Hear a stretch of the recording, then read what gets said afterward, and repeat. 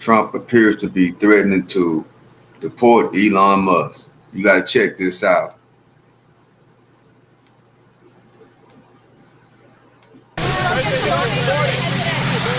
Good morning. We're going out to Alligator, Alcatraz. It's an East Coast version, and it should be very exciting, very good. Worked very hard on it with Ron and everybody, and I think it's going to be great. And then I'll be back here fighting for the bill, and I hear it's going okay. We'll move it along. But we'll be back here pretty early. What do you think the president on the bill is using warning some Republicans not to go too crazy with the cuts? Are there parts of the bill or amendments that you think cut too much? We're going to have to see the final version. No, I don't want to go too crazy with cuts. I don't like cuts. There are certain things that have been cut, which is good. I think we're doing well. We're going to have to see. It's very complicated stuff. Great enthusiasm, as you know. And I think in the end, we're going to have it. What do you think, Caroline? Yeah, I think What do you think about Zoran Mamdani having such a hard time condemning the phrase globalized intifada? I think he's terrible. He's a communist. The last thing we need is a communist. I said there will never be socialism in the United States. Now we have a communist. So I think he's bad news. And I think I'm going to have a lot of fun with him, watching him, because he has to come right to this building to get his money. And don't worry, he's not going to run away with anything. I think he's frankly, I've heard he's a total nut job. I think the people of New York are crazy. If they go this route, I think they're crazy. We will have a communist for the first time, really, a pure, true communist. He wants to operate the grocery stores, the department stores. What about the people that are there? I think it's crazy. What happened to Elon Musk? Who? What happened to Elon Musk? Nothing. No, he's upset he's losing his EV mandate, and he's very upset about things, but he could lose a lot more than that. I can tell you right now. Hey, Elon can lose a lot more than that.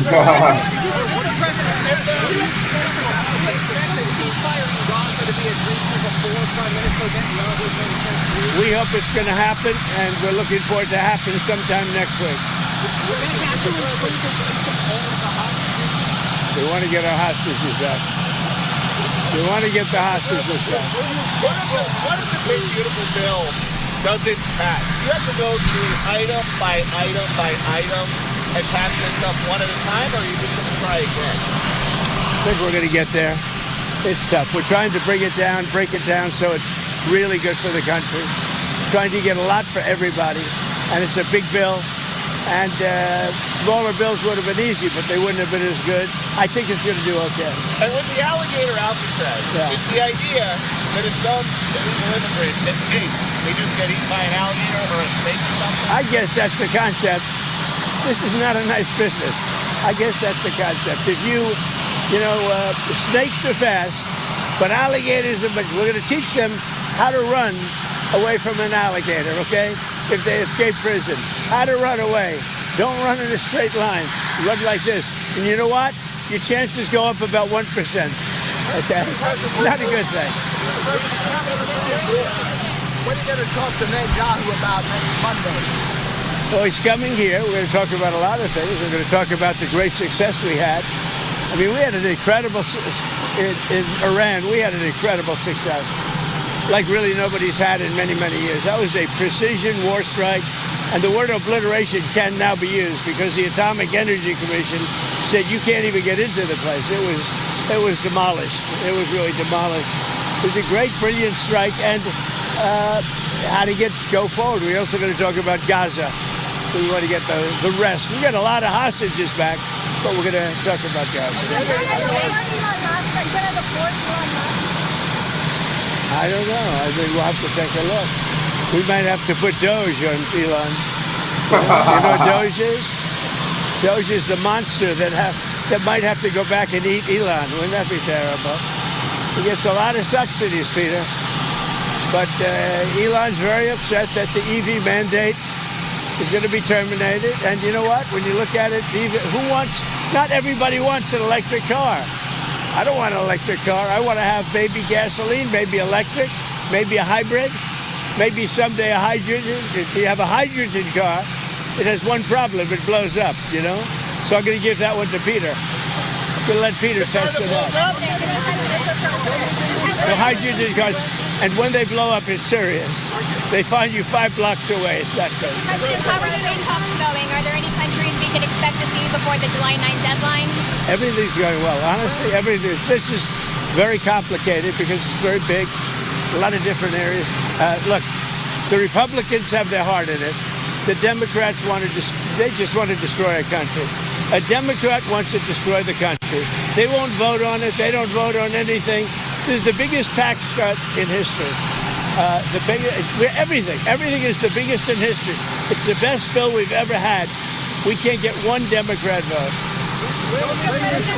When do you think you'll get final? When do you think you'll get final? Nice guy, Peter. What do you think? Very nice guy. When do you think you'll get final passage of the bill? Hopefully soon. Hopefully today, if we can. Final passage. When I say final is, let's take Senate at a time, okay? But I think Senate could be today, and we go over to the House. And what about Senator Murkowski? Is there any way to placate her? Who knows? You tell me. You tell me. Is there? Alaska's done so well with me. There's never been a president better to Alaska than me. But it doesn't mean people appreciate it. Have a good time. That's wild, man. He threatened Elon Musk in so many ways, threatening to send him back, threatening to take his government contracts. It's just getting out of hand at this point. Okay, let's go over here and watch this.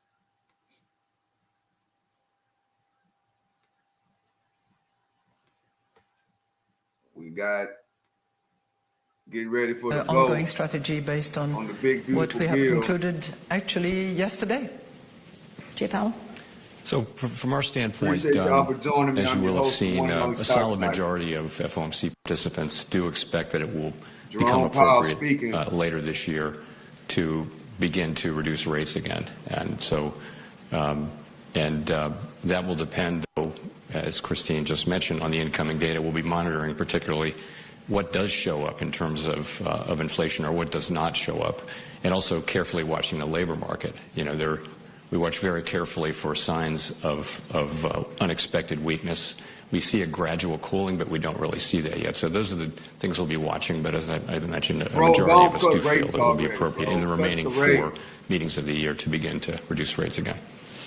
Madam Lagarde, the euro has also surged about 12% against the dollar so far this year. Are you concerned that its strength runs counter to your efforts to also loosen financial conditions? You know, I'm not going to comment on the exchange rate. We take it into account for purposes of our projections. Obviously, it has an impact, but it's a reflection of the market conditions and assessment. It's also a reflection of the strength of our economy. But there has been a clear appreciation relative to the dollar, and depending on how you look at it, it's either a depreciation of the dollar or an appreciation of the euros. And there might be a bit of both in that particular case. We're also looking at the movement, the flow of capitals and the attractiveness of euro-denominated assets, which is also an interesting phenomenon that we've observed lately. We're listening here to a panel discussion discussing central banking, also some of these interest rate hikes that are happening to several countries around the globe. We're going to step away for a brief commercial break. Also, here you see on your screen, Federal Reserve Chair Jerome Powell taking a live look at the stock market on this Tuesday, up in the green by about 135 points. We'll be right back.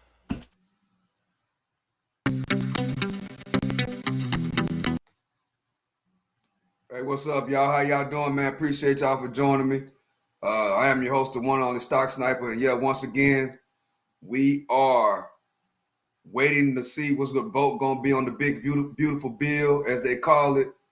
And Jerome Powell is speaking. They're talking about inflation and interest rates and all this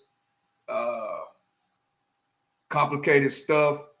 But we're going to try to break it down as easy as possible.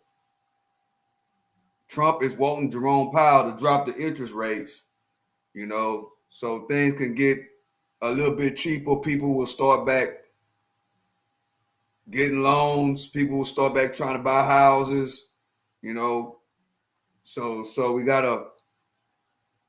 I think that maybe he should drop them well, after let's see, July, when July's CPI data come out, if inflation has not risen, in my opinion, I think that he should start considering to bring down the interest rates. This be very, very important. Very, very important. Good morning, everybody. I hope y'all having a great day. I'm having a great morning so far. Everything's all good. And Donald Trump threatened Elon Musk, not really threatened, but he said that basically we should consider sending him back because Elon Musk is not born in America, which I don't think that'll really happen. You know what I'm saying? I don't think that'll happen. But it is kind of funny. They was all close. All of a sudden now it's like they're going back and forth. So we waiting on Jerome Powell to come back so we can continue to watch what's going on. I think it's in Portugal, this meeting. So appreciate y'all for joining me. And I think they're about to come back any second. All right, here we go, guys.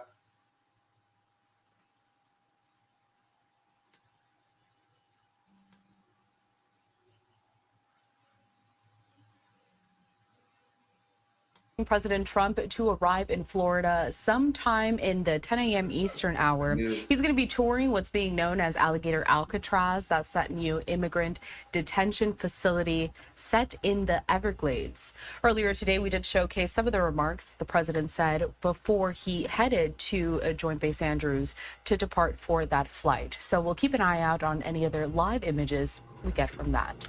At the same time, just before the commercial break, we were showcasing a panel discussion being held over in Portugal. Taking a look here at a post from the Federal Reserve on X saying Chair Powell participates in a policy panel discussion at ECB Forum on Central Banking 2025. I do want to head back to some more of those live remarks next. Which was like, we are guided by our stars, but under cloudy sky. President Lagarde, can you talk to us about scenario and why this is, because of the shocks and actually the changes that are going very... We'll do more of it, more systematically, that we might publish more often than we have. We have published, I think, in the last few years, in four circumstances we have published scenario analysis. The invasion of Ukraine was one, COVID was one, the oil crisis as well, and the tariff threats. So all those were exogenous factors that were sort of hitting our screens. I think we might do more scenario analysis that will be looking at the longer term trends that will affect our economy, and that will inform and strengthen our baseline, enhance it probably in its reliability. So that's what we are debating at the moment, how this is built, what assumptions we make, what choices are decided in terms of publishing will be determined by the Governing Council in good intelligence with our staff. Yeah, Jay Powell, on scenarios? So for many years, we have used scenario analysis internally, and I personally find it very useful. I think many of my colleagues do too. You have just many different kinds of scenarios. We have 6 or 7 at every FOMC meeting. They're often the topic of discussion among governors and at the meeting. We have not taken the step of using them as a public communications device. And that's a big difference. So that's one of the things we're going to be talking about this fall. We will wrap up the first part of the framework review, which is the consensus statement, our monetary policy framework, we expect to by the end of the summer. And then we're going to use the fall meetings to look at communications ideas, and that's one of the ones we'll look at. I will say it has a lot of appeal and a lot of questions, and so my expectation is if we're going to do something in that area, it's going to be putting a toe in the water and not just throwing ourselves in, over Niagara Falls on it.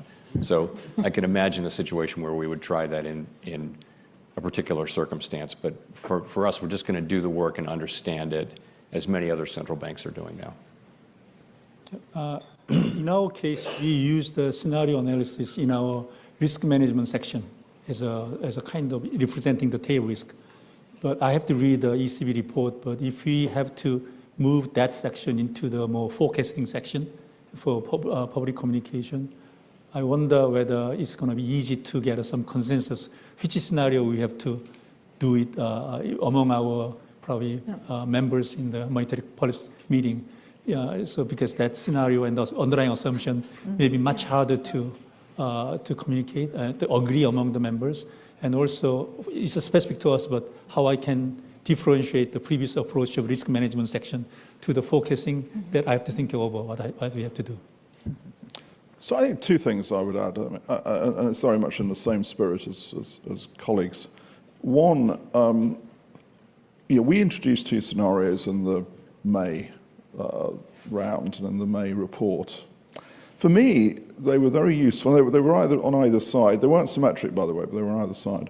For me, they were very useful in terms of my decision making because they helped me to answer the question, given the uncertainty. If we're wrong, if I'm wrong in my judgment, how wrong am I going to be? Do I think I'm going to be? And what would be the consequences of that? And what would we then have to do to deal with them? I mean, is it manageable? And that was helpful. And then I think the question, coming back to what Jay was saying in terms of public communication, I mean, this is the big step, I think, and it is challenging. I'll tell you why, because I say this quite a lot. We make a lot of conditional statements. You may have detected this in all the many interviews you do. And I'm not making a personal comment now, Francine, but a lot of those conditional comments get immediately translated as unconditional comments. It's sort of life. We're quite careful, but no, it's not personal. This is the general point.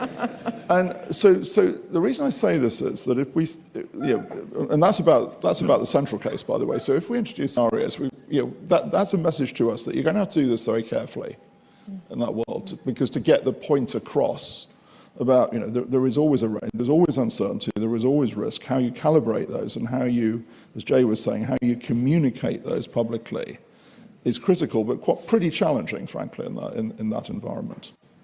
Governor Ueda?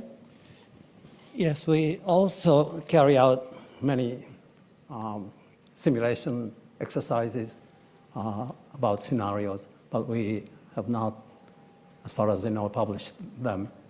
We do discuss in our quarterly reports qualitatively what risks we have in mind. Mm-hmm. On top of that, I would say, in a very rough way, we are just gonna cut interest rates already. Like a risk management approach to monetary policy making. Go cut the interest rates already. A bit similar to what Christine was talking about yesterday. I can't come up with a good example, but risk scenarios, thinkings about tail risks, sometimes do affect our monetary policy making. Can I ask you all about the dollar, everyone's favorite subject? So when you tune out noise, right, of the past few months, what has really changed about the dollar? Governor Ree, are we really seeing some sort of paradigm shift in the status as a reserve currency that means historians will look back on 2025 as some sort of pivotal year? I don't think so, especially in case of Korea. Our Korean won has appreciated significantly in the last 2 months, but I think it's mostly due to the very unique situation that we had. We had a very unexpected, unnecessary martial law declaration in last December, and after that, this political risk, together with the slowdown of our economy, really make a Korean won depreciate much more than our fundamentals explain. So, in some sense, the appreciation that we have observed in the last 2 months, in some sense, normalization of our currencies. And as for the kind of long-term shift of the dollar sentiment, we have discussions, but looks like people are talking about it. But at this moment, they keep the dollar assets while they're increasing the hedge ratios. So at this moment, I think the lion's share of the impact, BIS report show this one is impact is mostly moving from the unhedged to the hedged positions. So we have to see what will happen in the future. Yeah, Governor Bailey? Well, I'd say two things. First of all, I think that it's important to bear in mind what the definition of a reserve currency is and how it's evolved over many years. So I like John Ray. I don't see there being a sort of a major shift at the moment. Not least because in this day and age, the definition of a reserve currency has as much to do with the supply of safe assets into the market that can be used for all the purposes of sort of collateral and security that they are, as much as it is about a sort of pure exchange rate. So I think we're a long way off that change happening. The second thing is going back to something Christine was saying earlier. I mean, when we look at financial conditions, which we do, of course, but I do think particularly, I mean, I always believe this, but I think it's even more relevant at the moment to unpack a financial conditions index. And the reason I say that is because we've seen a breakdown in the correlations of the components of a financial conditions index. So you look at sort of bond yields, you look at exchange rates, you look at equity risk premium, for instance. Those correlations are not the ones that we've tended to see established over time. So you have to look at it much more carefully. Appreciate y'all for hitting the like button. Stories, to my mind, about each of the components of that. So when I look at the exchange rate, I look at it very much on that basis. I don't think it's sensible to sort of pack it all up as we normally would and say it's all behaving normally, because the correlations are not actually. Governor Ueda, I mean, there's also many colleagues at central banks, I guess, around the world are building up gold reserves. Is that the only real alternative to the dollar? Sure. I think it's up to a certain extent what areas like Europe or China would do in terms of improving the efficiency or convenience of their currencies, like the kinds of things we were discussing this morning, capital markets integration, and these things will change the degree to which the role of the dollar may decline in the future. Women Lagarde? I think, I don't know if 2025 will be a pivotal year. I would tend to think that, yes, it might very well be. But for a major change to occur will take a lot of time and will require a lot of effort. And I completely agree with the points made by Andrew about the dichotomy that we're seeing at the moment. And that might be an indication of the fact that investors are looking at options. This is what investors are saying. They ask questions, they seek alternatives, and whether that translates into a general lack of confidence that will be further fueled by more uncertainty, more unpredictability, a bit of a jump in the unknown so we can get more people on in the several building. fronts, not just monetary policy, not just even the economics, but beyond that, in terms of security at large, for instance. Big discussion going I think on. it remains to be seen. It's not going to happen just like that overnight. It never did historically. There's no reason it should now. But there is clearly something that has been broken, and whether it is fixable or whether it is going to continue to be broken, I think the jury is out on that front. And Chair Powell, how do you think we'll look back on 2025? So you're asking me how we're going to look back on 2025? Yeah, how will historians look back on this year? Is it pivotal? It's clearly an important year. There's a lot going on, with trade, and I think I'm hopeful that we'll look back on it as a year where we successfully challenged some significant economic changes, and our job is to make sure that is the case. You get attacked by the president a lot on a personal basis. Does it make your job harder? I'm very focused on just doing my job. I mean, there are things the things that matter are using our tools to achieve the goals that Congress has given us: maximum employment, price stability, financial stability, and that's what we focus on, 100%. Trump wants you to cut the interest rate.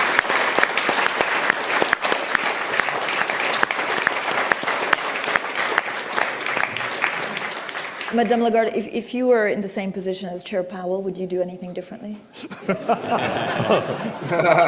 I think I speak for myself, but I speak for all colleagues on the panel. I think we would do exactly the same thing as our colleague Jay Powell does, the same thing. Appreciate everybody for subscribing to the channel. Right? Yes. Appreciate you.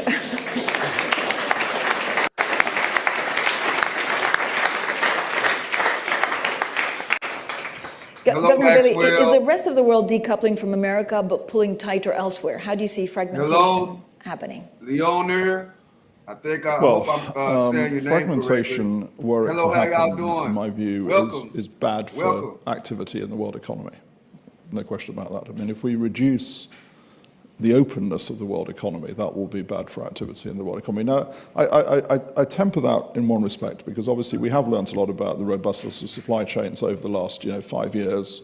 And it is, of course, appropriate that there will be adjustments to that. But if we see a breakdown of the openness of the world economy sort of beyond that sort of resilience that we do see as needed, then that's bad for activity, it's bad for the world economy, and that I'm afraid is something that I think we need to be very clear. I've said a number of times, look, there are reasons why this is happening.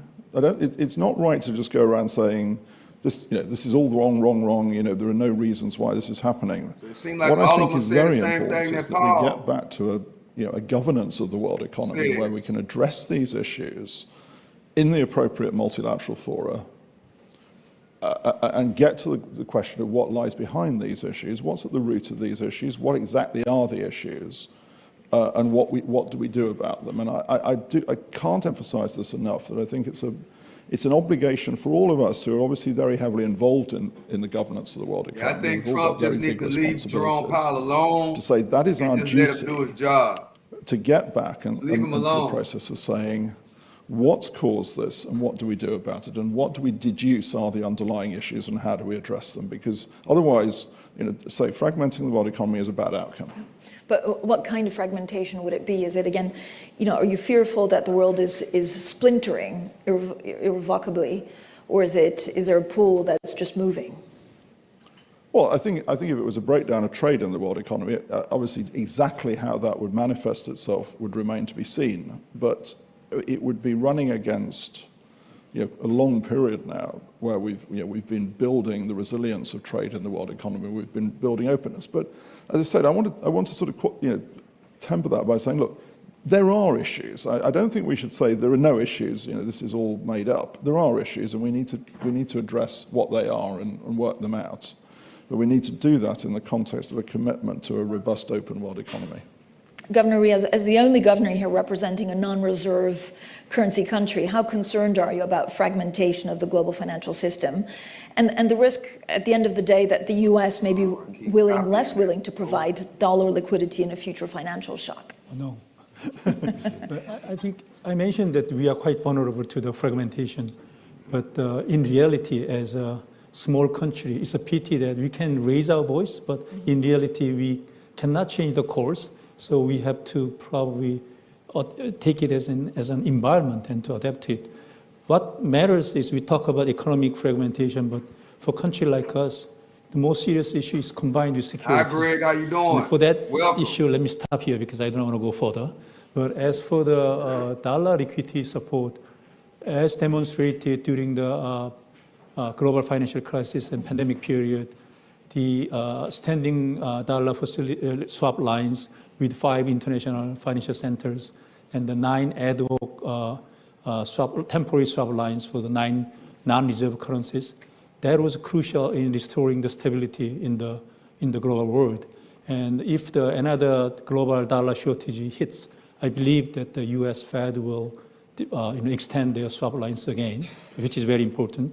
And but one other problem for a country like us is we know that the U.S. provide ad hoc swap lines as long as there is a global dollar shortage. But issue is what happens if there is our own problem and there is no global dollar shortage. Our understanding is that Fed cannot extend the swap lines in that case, and we have to self-defense ourselves. That is why I think that having a adequate, sufficient level of reserves is very important. And recently, thanks to the introduction of the FEMA default facility by the Fed, actually these reserves become much more effective to defend ourselves. Is getting ready to collapse. Fragmentation. That's the last thing I heard him say. Agree with what Chang Young said, which Problem is with Powell or is point he out that last nothing has way changed way relative too to our early swap to try line. to We still help have the same authorities, Kamala, and we're and still now, prepared to use them when it's a good in time to situations lower the where rates, it's within our he legal won't authorities do it and where because we it think it helps makes Trump. sense. So that is, we're aware that that's a big contribution. David we White, can appreciate do you. and will Appreciate continue to you. make to global Your financial stability. thoughts. Governor Ueda, how much do you think about fragmentation and the impact this could have on Japan? See, on the trade side, I think a lot about what will happen to Asia, even Asia excluding China. So this will depend on the relative tariff rates imposed on the region relative to China or relative to other countries. But there's a fairly strong intra-regional trade taking place during the last decade or two. Also, there's new countries like India growing at very high speed. So I hope there's a sufficiently resilient domestic demand in the region to keep the energy of the region alive. On the financial side, I don't have much to add to what other people have said, but it would be important to keep trying a multi-layered approach to things like swap lines. We have Chenmai initiatives in Asia. Doing something similar or continuing to do something similar would be important. Madam Lagarde, you've often spoken about the role that Europe could take in a fragmented world. How do you see that developing in what kind of time frame? Well, I think Europe has witnessed in the last 4 years, in particular, well, since 2022 in particular, the last 3 years, major challenges to its way of doing business, to the assumptions that it has made about security, about supply, about destination. Whether you look at what the horrible Russian invasion of Ukraine has precipitated, and how that has impaired the sentiment of security that we in Europe had, and the sentiment that we could, forever rely on the protection of others, that has been impaired significantly. When you look at the energy supply on which some of the European countries in particular, but most of us, have relied upon, namely access to reasonably cheap oil and gas supply from Russia, that has been impaired significantly, and we had to find the resources to respond to that. And whether you look at the business model of some countries where destination was inevitably China in the main, that has already been challenged as a result of the fragmentation that is not just a risk, but which has happened. If you combine that with the technology risk that we could all be under, either because of political determination or because of shortage of supply, whether it's on the front of microchips or rare earth, I think we are in a situation where many of the assumptions have been shaken up, and where we collectively are on the cusp of, I hope, this is my hope, of better taking hold and control of our destiny by making significant structural efforts to be more independent, be more productive, be more autonomous in all these different dimensions. Is it going to happen overnight? Yet again, no. Because on some of those fronts, it takes time, it takes investment, it takes political determination, it takes momentum. And from a pure sort of, as president of the ECB, what we can do on the monetary front is to deliver on our mandate of providing price stability so that the fluidity of factors that is needed, both in terms of capital, in terms of labor, can rest assured that price stability will be within our remit under strict commitment to deliver on our target of 2% medium term. But yes, I think it's historically, I believe that in a few years' time, we will look at 25 of those latest 3 years as significant change in the way in which we conduct our life, our business, and develop Europe, and I hope for the better. Chair Powell, last year in Sintra, you said that the US cannot run these kind of deficits in good economic times for very long. And then you also said we'll have to do better sooner, something sooner or later, and sooner will be better than later. How's it going? So, of course, I probably preface that by saying that we don't comment on fiscal policy. That is the one thing that I have said, and my predecessors have also said, and that is the U.S. federal fiscal path is not a sustainable one. The level of the debt is sustainable, but the path is not, and we need to address that sooner or later. Sooner is better than later. That's what I said last year. There's not a lot more I can say. For everyone else, how much of a problem for the world are America's public finances? Governor Rhee?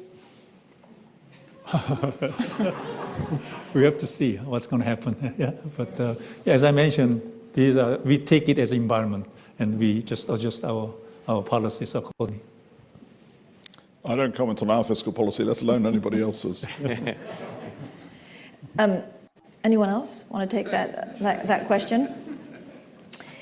Last year, Governor Ueda, you spoke 2 years ago at this ECB conference. It was your first public appearance overseas after taking the current role in April 2023, and you talked about your surprise with the tight schedule of a central governor. Are you getting used to the schedule? Is it ramping up? Is it even more than when you started? It's still very tight. Is it tighter than before? How are you finding yourself after more than 2 years in the job? It's as tight as 2 years ago. So it hasn't changed? Getting used to it a little bit, yes. Governor, what's your biggest task for the rest of your term until 2028? Well, as I was saying at the outset, headline inflation is above 2. Underlying inflation is below 2. I want both to converge to 2% by the time I leave my office. I think you were also asked what keeps you awake at night in Washington in October, and you talked about the pace of rate hikes as one thing. Is it still the same, or do you have other things that you're worrying about? Let's see. I didn't sleep well last night. There's a reason for this. Governor Yi was sitting next to me during dinner, and he told me that espresso contains less caffeine than coffee. So I immediately had a cup of espresso. I meant the total amount of caffeine rather than caffeine per ounce, okay? Anyway, this is a joke, but during these international meetings, I get chances to talk to my colleagues, get a lot of useful insights. So when I go to bed, I think about those and say to myself, maybe I should adjust our economic outlook, our policy strategy in response to these nice comments. And these keep me sometimes awake, but it's a nice thing to do to keep the trust in ourselves, which is the very foundation of what we do among central bankers. To all of you, what keeps you awake at night, given all of the uncertainties and the changing world? Madame Lagarde. First of all, I can confirm what Kazuo just said, because it did happen on occasions that the following day, after probably a difficult night, you came to see me and said, "Did you really say that yesterday during the meeting?" And I knew that you had been sort of ruminating and pondered what the consequences were. So it's the truth. It's not a joke. Yeah. What keeps me awake? The truth. By that I mean I'm getting more and more concerned about the role that artificial intelligence is going to play, about how distorted things can be presented, how public opinion can be manipulated, and having been a lawyer by background, where searching for the truth is one of the purposes that we hold as auxiliary of justice. I'm very concerned by what's happening at the moment and what kind of moral compass and the watchdog of the integrity of data, because we keep saying that we are data dependent, and we are, and we want to see our projections and our assessment and the analysis anchored in empirical data and understanding of what's happening in the reality of the economy. And I do have this fear that things can be distorted, and that we can fall prey to that, because it's incredibly easy and actually described now in some literature. That is of great concern to me. I mean, I sleep at night, but. Chair Powell? So I have a little more than 10 months left on my term as chair. And all anybody at the Fed wants is to deliver an economy that has, price stability, maximum employment, financial stability. And what keeps me awake at night is how do we get that done? I want to hand over to my successor an economy in good shape, and so do all of my colleagues. That's all we ever want. So that's what keeps me awake at night. Is are we on a path to do that, and how do we get that done? Do you plan to stay on as Fed governor after your chair term expires? I have nothing for you on that today. Governor Rhee, what keeps you up at night? First, my apologies to Ueda-san, but to me,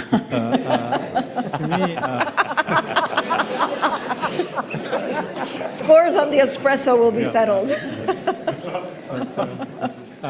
One concern that I have is unique to our problem is a perception gap of the public due to very rapid structural changes. For example, a decade ago, our potential growth rate is around 3%, but now it's well below 2%. But people still think that we have to grow above 3% in normal times, and that actually expedites their demand for the more stimulus monetary policy and fiscal policy, while what we need is a structural reform. But on the other hand, if I keep on talking about structural reform, I don't know how far I can go on discussing this structural issue, because some people say that it's well above my mandate. But I think what is important for our country is not only the cyclical issue, but this, how to adapt to these structural changes. And that is a very difficult challenge. Governor Bailey? Well, I want to deliver inflation sustainably at target. As I keep saying to my colleagues, can you please stop thinking of all the shocks that we haven't had yet in my term that we might have. But today's, maybe I've been sleeping too well because I felt I needed something else to do, because today's a significant day because it's my first day as chair of the Financial Stability Board after taking over from Klaus's enormously distinguished leadership. And so that gives me a whole load of other vulnerabilities to think about and worry about when I haven't got anything else to do. But seriously, there obviously are issues in the financial system that we're very focused on and will be very focused on in terms of understanding the vulnerabilities of the situation we're in. Governor Rhee, I also wanted to ask you actually about digital currencies, because the Bank of Korea put brakes on testing a central bank digital currency this week. Would you agree that it's more of a priority to find, I guess, the right regulation for the immediate challenge of stable coins than to develop a CBDC that no one may use? That's a hot topic now in Korea. Surging in the dollar-denominated stable coins, especially recent passage of the Genius Act in the United States, make many fintech companies and advocates of the stable coins to ask the government to allow the non-bank institutions to participate, to issue the Korean won-denominated stable coins. As you mentioned, that we have been experimenting the tokenized deposit pilots with a commercial bank in our permission network. But I think that given the surging demand for allowing non-bank financial institutions to issue stablecoins in public domain, make us a little bit, I have to talk with the government agencies because it's well beyond the Bank of Korea's mandate. From our perspective, what we are worrying about is that if we allow the unregulated won-denominated stablecoin, it will definitely expedite the exchange into dollar-denominated coins and undermine our capital flow management regulation. We don't know whether the critic says that the new technology in blockchain can identify the irregular transactions, do the know your customer rule kind of regulation very well, and then even identify the irregular, strange transaction very easily. But we're not so sure whether this is true. And also there's a narrow banking issue, many other issues. So I think I have to talk to the government authorities how to handle this kind of regulations. Andrew Bailey? Yeah, it's an important subject. It's one of the subjects that we will have on the agenda for the FSB, no question about that. You see, the thing that I think is about stablecoins is that, and here I distinguish them from something like Bitcoin, is that they purport to be money. They purport to have the medium of exchange, function of money. And therefore they do have to meet the test of money. We've talked a lot about this. We've talked a lot about trust in money, about the so-called singleness of money, which is really all about them being assured to hold their nominal value. And for me, this is going to be the critical test as to what structure and design comes out of all this work that meets that critical test. Because if they don't, then I don't think we can be Alligator, Alcatraz. If they're purporting to be money but don't actually meet the test of money. Christine Lagarde? I have a relatively strong view on that point, if you don't mind, because I think that we are falling prey to some confusion between money, illegal immigrants, means of payment, and payment infrastructure. And that is accelerated or emphasized as a result of the technology that are being used and some technologies. And they're going to take them to Alligator, I regard Alcatraz. money as a public good, and ourselves as the public servants in charge of securing and protecting that public good. My fear is that that blurring of the lines that I mentioned earlier are likely to lead to a privatization of money. And I don't think that this is the purpose for which we've been appointed to do the job that we have, nor is it good for this public good that is money. I think it risks undermining our capacity to conduct monetary policy, and I think it risks weakening the sovereignty of those countries or those regions which inadvertently become subject of the use of that means of payment infrastructure / alleged money. And we should not only just consider it, but determine what our policy should be about it if we mean what we say and we protect what we have to protect. Thank you. Chair Powell, I actually have a question. Do you fully support the recent proposal driven by the Vice Chair for Supervision, Michelle Bowman, on rolling back capital rules? Would that actually meaningfully improve liquidity in the Treasury market? I do fully support what we, in fact, voted for, what we put out for comment, which is sort of putting the leverage ratio back where it should be, which is a backstop to risk-based capital. And so yes to that question. Let me say on stable coins, if I can. Yeah. I do share the concerns that you hear here, but I also think it's a positive step that we don't have a regulatory framework for these now in the United States. We tried very hard in the last Congress to work with people on both sides of the aisle to create such a thing. Now it looks like we're well on the way to creating a framework, which I think is something we need. If we're going to have stable coins, and apparently we need to have a federal and state level regulatory framework, which I think we're making progress towards having. We only have a couple of minutes left, and so many of you have plenty of time left in office. Others will leave sooner. Knowing what you know today, Governor Ueda, if you already had to offer some advice to your successor, whoever that may be, what would it be? I don't know.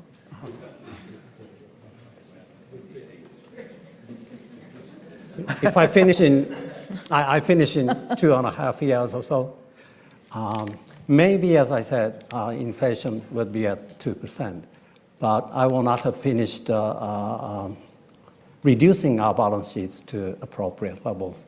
So I would say to my successor, take great care in proceeding with further reduction of the balance sheet, size of the balance sheet. I like that. Christine Lagarde? I don't think I would say anything because I remember my predecessor telling me that it would be a walk in the park. So I'd say nothing. But I would share the ambition of Jay Powell. I would want to hand over, job as well done as possible and results achieved as much as possible.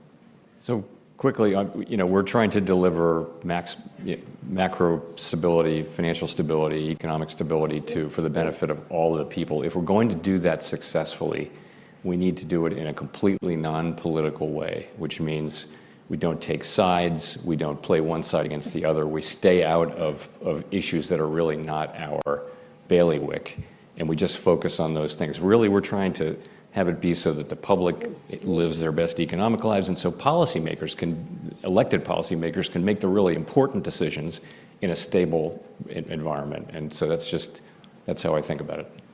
Governor Rhee? I can say something, but I don't know whether my successor will take it seriously. But given that I mentioned structural issues, I hope that the Bank of Korea continue to raise voice outside of just monetary policy for general economic issues. And Governor Bailey? Be humble. So we're exercising real power. Many people think we are not humble. Be humble. And I'll say this, if you want an illustration of this, Christine and I were both in Ukraine the week before last. If we think we have it difficult, Yeah. spend time with the Central Bank of Ukraine. Nothing. Yeah. Thank you so much to everyone for a wonderful panel. Thank you.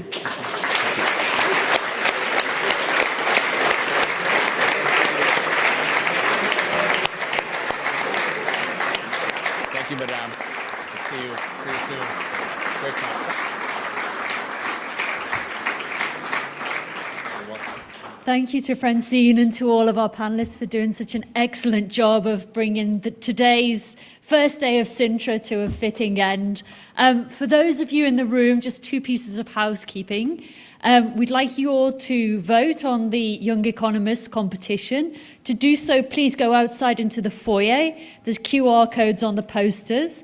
Click on them and then use the code on your badges to choose your favorite entry. And then please come and join us downstairs for the group photo too. And for those of you watching online, thanks a lot for joining us, and please join us again tomorrow morning for day 2 of Sintra.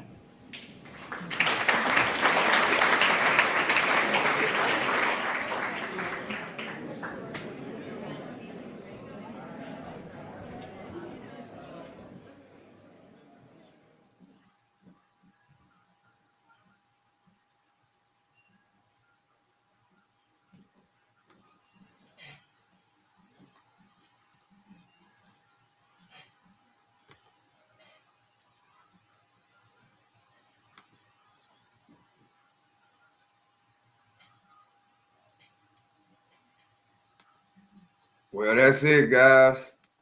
Let's see what's going on other places.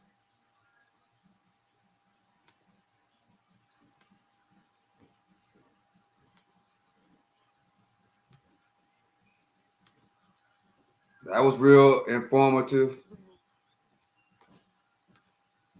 I hope y'all got something out of that segment right there.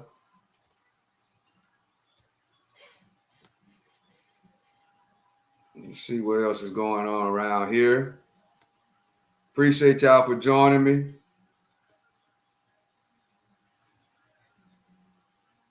Let me get over here.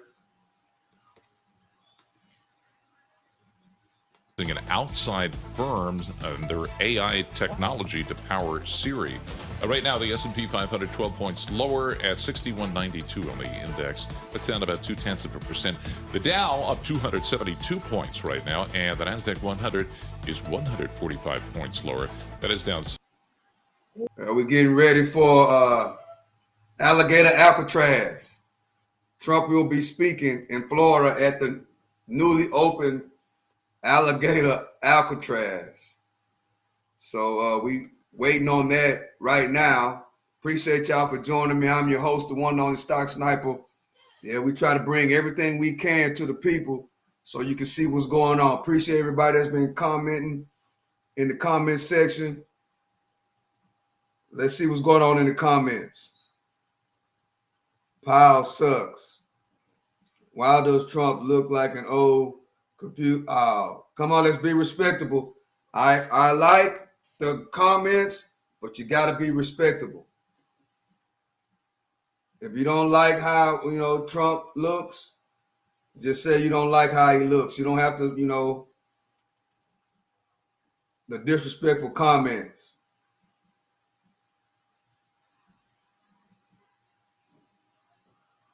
Appreciate y'all for joining me. I'm your host, the one and only Stock Sniper. Hope y'all having a great morning. Appreciate everybody that's been subscribing to the channel. Appreciate everybody that's been hitting that like button. Really, really appreciate it.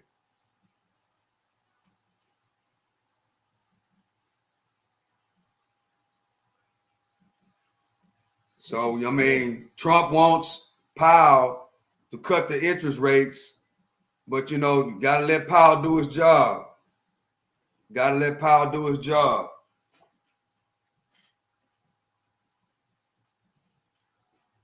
And he can't cut them. He can't be the one to cut the rates. It's a collective panel.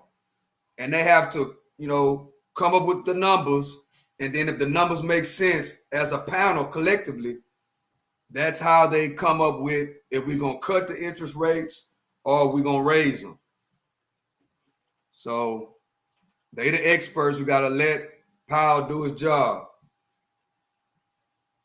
I know Trump want to cut the rates because it'll look good. You know, if Jerome Powell cut the rates right now, it'll look good for Trump. But we got to do what's right. But, you know, the data and everything that's been coming out month over month has been looking good. So this month we'll see what's going on with the CPI reports and the job data and inflation and all these things. So we'll see what's going to happen for July numbers. He wasn't being, he was disrespectful. He called, you know, he used the terminology that shouldn't be used.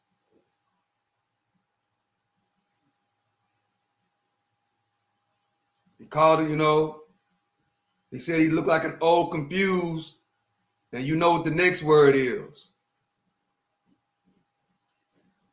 That's disrespectful. If he looks old and confused, he looks old and confused. The other word don't need to be said, guys. That is talking about a certain community, and that's not cool. He could have said something a little bit more intelligent than that.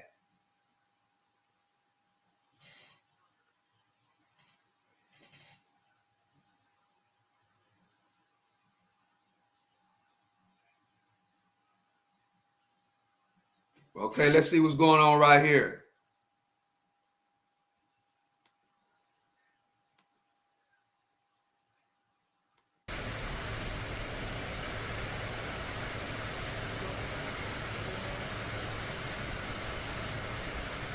Well, it looks like Trump is about to come get out of the plane and walk to Alligator Alcatraz, is what they're calling it. Alligator Alcatraz.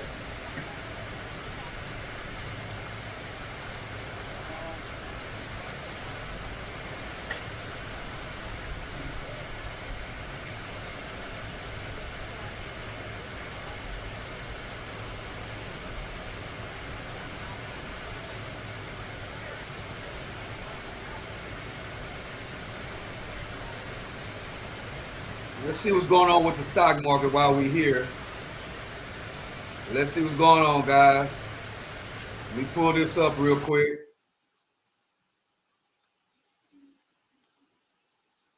Okay.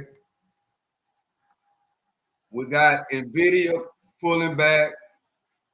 The S&P 500 is at all-time highs, but it's pulling back so far this morning. Look at Tesla, guys. Tesla's down 5% on the day. Tesla's down 5% on the day. Let's see what Bitcoin got going on. It looks like everything is pretty much down.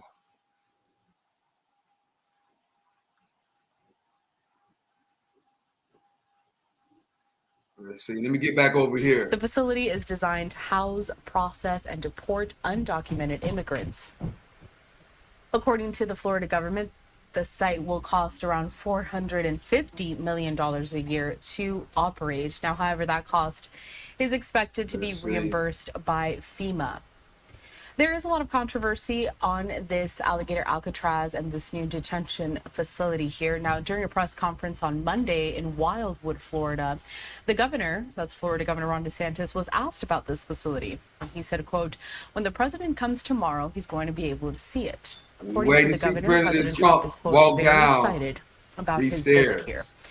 Governor DeSantis stating that he expects the Alligator Alcatraz to be Alcatraz, operational the by newly today. open immigration Saying, detention quote, center is "They located ain't in going the anywhere Florida once they're Everglades. here, unless you want them to go The somewhere, site will because cost good around luck getting to $450 million a civilization." year So the to security is operate. amazing, natural and otherwise. Again, that Critics was a say the statement center from threatens the governor just yesterday endangered at a press conference that he species held and violates discussing part environmental of the laws. state's budget. Now, a So I guess coalition the of funding environmental for groups have this also filed a federal Alligator lawsuit. They Alcatraz filed that on Friday to is stop the construction inside of of the the big migrant beautiful detention bill. facility. Critics saying that it does threaten endangered species They say it's and supposed to be in the middle of violates nowhere. environmental law by bypassing Real scary review and stuff. public input. The court has not yet scheduled a hearing for that, and federal agencies have not issued a public statement on crazy. whether environmental reviews will proceed. Earlier, Trump, here we go. I think it's about to come down now. Yeah, Trump and Elon Musk going back at it again, guys.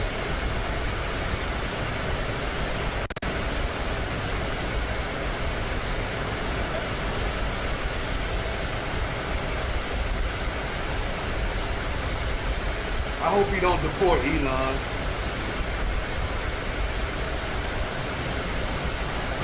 He sent Elon to Alligator Alcatraz. Staying on this image here at the airport, seeing Air Force One there, the door has been about that, opened, guys. so we are just waiting for the president to come out. Oh, and there he sends is. So Elon let's see if Musk he to makes any comments Alligator to the press. Alcatraz.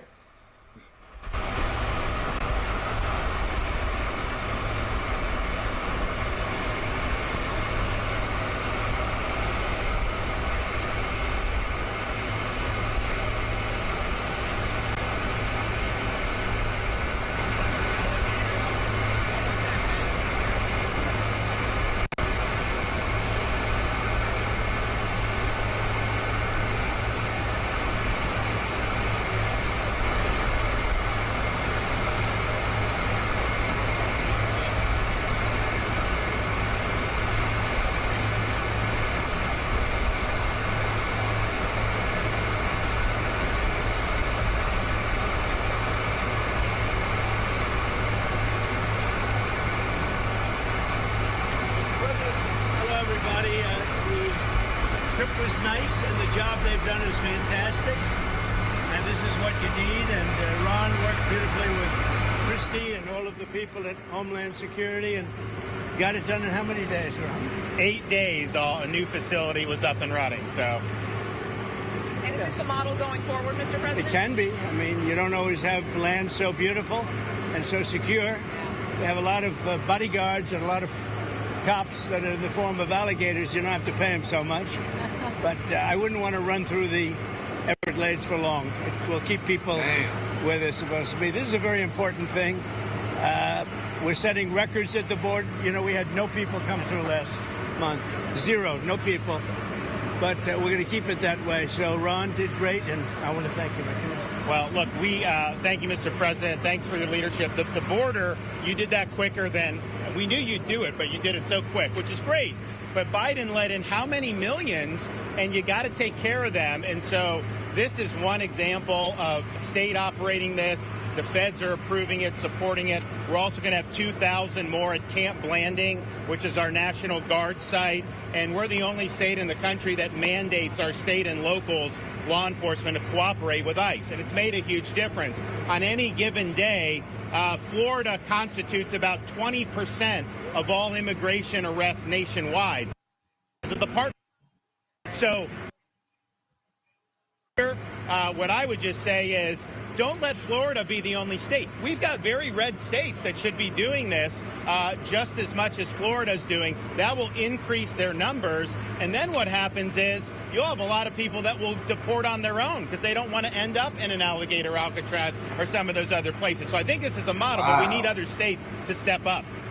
I was going to ask you, would this be enticing for other states to come up with their own model? They are doing it. We have Louisiana doing it big. Alabama's doing it. We have a lot of states. They seem to be red states and not too many blue states for whatever reason. You know, but the red states, Republican-run states, are doing it. The blue states don't do very well at security and policing, unfortunately. What would you say, Chris? You know, I would say that exactly right. The governor here has been fantastic in forming this partnership with the Department of Homeland Security. We we're looking at different contracts with different vendors and thought, why not go straight to our governors and ask them to help us solve this problem? Florida was unique in what they presented to us, and I would ask every other governor to do the exact same thing. This is unique because we can hold individuals here, they can have their hearings, get due process, and then immediately be flown back home to their home countries. And their home countries are welcoming them. They're setting up loans for houses, they've got food assistance, they're helping to facilitate welcoming them home. I just got home from Panama, Costa Rica, Guatemala, Honduras, and they're all excited about getting their individuals back home from the United States. So and there is a lot of self-deporting. That's one thing I was actually surprised, but a lot of self-deporting. I flew over the Everglades. We did a little circle. I said, let me see. That's a big piece of land. It took us 25 minutes to fly around. Is there potential for enlargement or additional facilities out here? There may be. I mean, I think what we're doing is, because this is an important part of Florida, we're using the existing footprint of this airport. So when you guys go over there, you'll see all the beds, the medical, the galley, everything is on the concrete. We're not using any of the other stuff. Now, as you'll see, there's a lot of concrete, so there very well may be. I know Secretary Noem and her team have said as soon as the president departs, we'll be open to start receiving folks. And so we'll see what the tempo is. We do have the 2,000 in Northeast Florida that will open very soon. So it is possible to do. One of the things I think that is exciting about this is we're offering up our National Guard and other folks in Florida to be deputized to be immigration judges. We're working with the Department of Justice for the approvals. I'm sure Pam will approve. But then I'll have a National Guard judge advocate here. Someone has a notice to appear. Biden would tell them to come back in 3 years and appear. Now you'll be able to appear in like a day or two, so they're not going to be detained, hopefully, for all that long. We'll have people here in this facility that can make, it's a bureaucracy. The president's got to deal with the bureaucracy. Now, that Supreme Court ruling was good because that's going to allow him to be able to exercise Article 2 the way founders intended, but you still have bureaucracy. So we want to cut through that so that we have an efficient operation between Florida and DHS to get the removal of these illegals done. Are you prioritizing going after the worst of the worst, or are you now arresting anyone who is here? We're doing the worst of the worst always first. Yes. And I think it's great government, what we've done.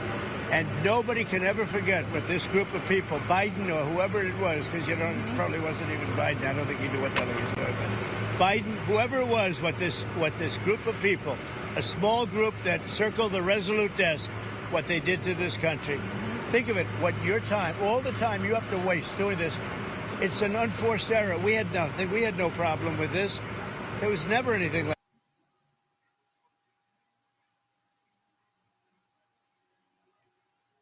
Come on now.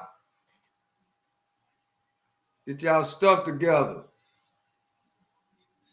That's not me, guys. That's them. So you're taking a look here at a live image from down there in Florida. We do want to apologize. The quality is as it's incoming to us here on our feeds. Remember, we are in the Everglades. This is the thick of the swamp out there in Florida. So obviously, okay, the I signal see why is they got bad Let's reception. continue to listen in. They're in the middle of the swamp. In the middle of the swamp. They were actually Numbered alligator. They were crocodiles from Africa. They are a step beyond. But no, that was really meant as a joke, but a lot of people liked it. And a lot of people think we should do it, frankly. Hello, Noel. About to vote on I your hear big, we're beautiful doing well, bill. Ron. I hear we're doing well. Are you confident this can get I done don't by know. the 4th of Confident. July? What does confident mean when you're like, when you have one vote and you have 100 people going to vote? I think so. I think it's going to be the greatest bill ever passed, even for you, as an example. Tremendous amount of Homeland Security money. Oh, tremendous amount. It's going to keep the border secure because, we have them secure now, but we need to build more wall. I built almost 600 miles of wall. We need more wall. And all of that's covered in this bill. This bill is amazing for everybody. It's an amazing bill for Florida, too. Really great for Florida. Are there concerns about the Medicaid cuts, though, Mr. President? No, we're not going to be playing with Medicaid. Only waste, fraud, and abuse. Americans could lose their the coverage. Democrats have it wrong. Yeah. Waste, fraud, and abuse. In fact, if you look at what's gone on, we've gone way back. We take care of Medicaid. We take care of Medicare. They will blow Medicare and Medicaid because they have no idea what they're doing. Just like they don't have any idea what they did on the border, they have no idea. Medicaid is in big trouble with the Democrats. Do you promise anyone who loses their health care coverage that is because of waste, fraud, and abuse? Waste, fraud, only waste, fraud, and abuse, which is what everybody Mr. wants. President, Russia has about 50,000 troops stationed outside of Sumy in Ukraine. What will you do if Russia authorizes an offensive? We'll see what happens. I'm watching it very closely. Mr. President? About Prime Minister Netanyahu's visit next week, what are you hoping to get out of that? And do you think there'll be any progress? Well, it's going to be a very quick celebration. We had a great hit. It was a obliteration. Okay, now it turns out it was an obliteration. You know, they demean CNN mostly in the New York Times, fake New York Times.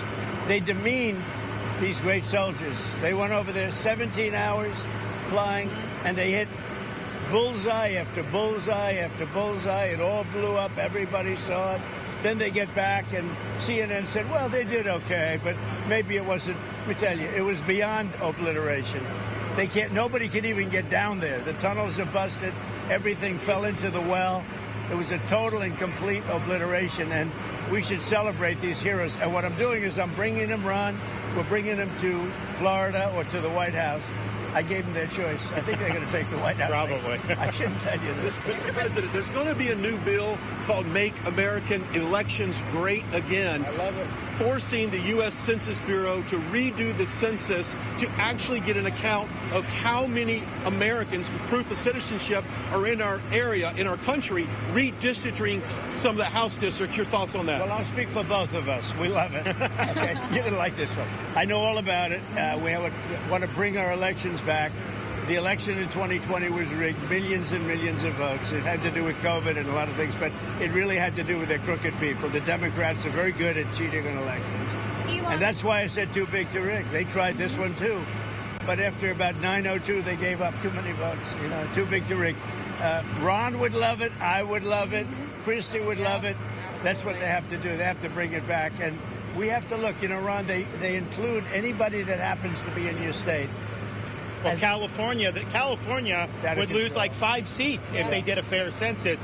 And even beyond that, the Biden census gypped Florida of at least 1 seat. We only got 1 seat in the last census. Are you trying to tell me that Florida only had 1 seat in that? We should have had at least 2. Texas should have had another one. That could be the difference in the House of Representatives and the majority. So I would love for them to redo the census for 26.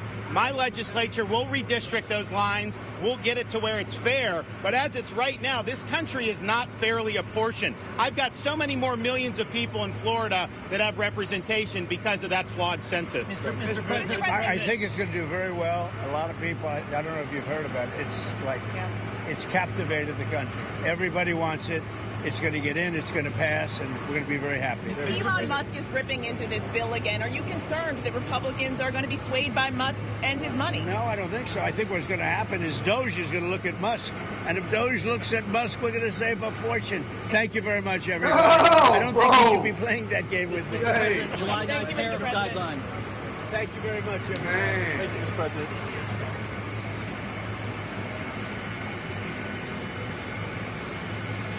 Wow. So you just heard there from President Donald Trump landing in Florida, accompanied there by Secretary of Homeland Security Kristi Noem, also being greeted on the tarmac by Florida Governor Ron DeSantis. So this comes ahead of his visit to Alligator, Alcatraz. That's what it's being called, and it is the newly opened immigration detention center. They're located in the Florida Everglades. President answered several questions from reporters that were also there on the tarmac to greet the president. A lot of those questions did focus on the One Big Beautiful Bill. As we know, senators have been meeting up for the last several days. They're going to start building these facilities really for this marathon session. In fact, on Saturday, it was voted that they would be reading that bill in its entirety, 940 pages. So they've been pulling in a lot of all-nighters down there on Capitol Hill. We're going to stay here on the shot as we are seeing the caravan of Secret Service vehicles leaving from this airport. And also, we are expecting that the president is going to be participating in a roundtable discussion also there But which is man, all set shop. So look, let's take you out to that live look that if we they have. start back knocking on your Everybody door, having they're gonna want to taken their see proof seats of there, citizenship. and you can see the If you tables don't have being your set birth up. So certificate, he is going to you be gotta get it, speaking guys. again at this roundtable discussion. Now, this was You gotta get your birth certificate. going to be held at around Straight up. You just gotta get past proof 11 of in the morning citizenship. Eastern time. So You right now gotta it's have it just 10:58 about on the on East deck. Coast, Just like you 7:58 got over your on the social West security Coast. card But this and your discussion is supposed to happen at ID. 11:05 a.m. It what most it's likely coming will to. be delayed because we just saw the president land He here said proof in of Florida to citizenship. begin with. But That during means so kind of your the peeks that I've been taking birth here certificate. from this live image, I also saw that And if you don't have a Florida's birth Attorney General, certificate, James and Uthmeyer, they also there. suspect you So we're going to of be hearing being from him as well as the immigrant, governor they might ship you and then to the one of these Secretary of facilities Homeland Security, until your people Kristi come Noem. show Now, speaking your of birth Florida's certificate. Attorney General, he did Yeah, it's about to issue get this ugly. post on X. I'm going to bring it So up make here sure you on your got your screen. Take a proof look in which of he says this: citizenship. one way in, one flight If you out. don't have your Florida birth will certificate deliver on on deck, President Trump's you mission gotta to have get detain, your birth deport, certificate, and guys. deliver for You the gotta stay American ready. people. And of course, People this having getting to ready. do with Alligator, Alcatraz. Gotta have your So birth still a lot certificate. to get to on this Tuesday, and we also have this live image that I showcased just a little while ago. This is from outside of that detention facility. You can see several reporters, photographers down there on the ground. We did see some protesters there with signs protesting the president's visit, and also we saw that environmental groups have already filed a federal lawsuit because of the opening of this detention center, citing several reasons, including that it is a threat to some of the endangered species in the area. You don't have to prove We are nothing now to here at the nobody. top of the hour on this What Tuesday, about July 1st, when you 11 get in the pulled morning over by the here on the cops? East Coast, 8 in the morning over on the West Coast. Thank you all for being with us. My name Professor is Carol Oak, Lahara. Taking us about- back down to Capitol hold up, Hill let here me in mute this. Washington, D.C., because we are going to continue to monitor this feed as well. Professor Oak, you say you don't have to prove nothing to nobody, right? What about if you speeding?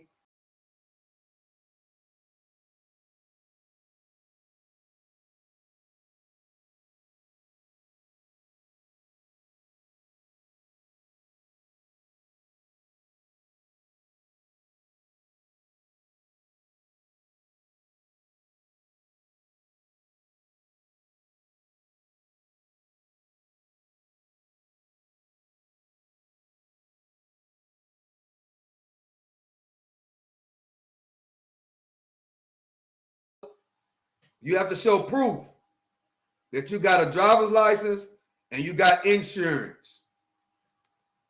So yes, you do have to prove something to somebody. When you go fill out a job application, you got to show proof that you who you are. So stop it.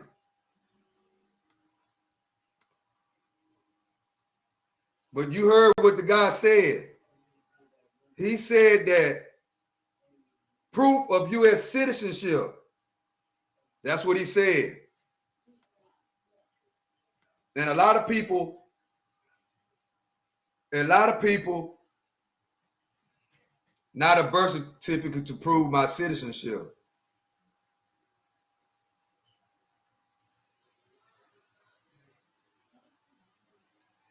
What shows? Okay, then proof. You want to go like that? Proof. Oh, what shows your citizenship?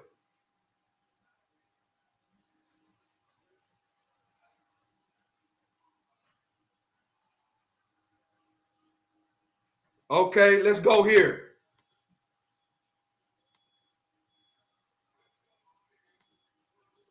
What does this say?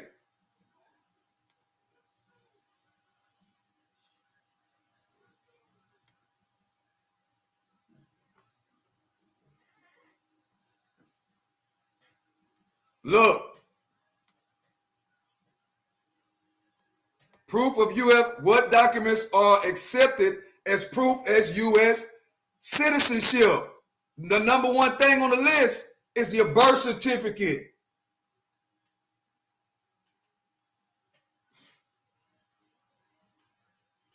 That's the number one thing on the list, your birth certificate. If you lose your social security card, You use your ID. What do you have to get? Your birth certificate.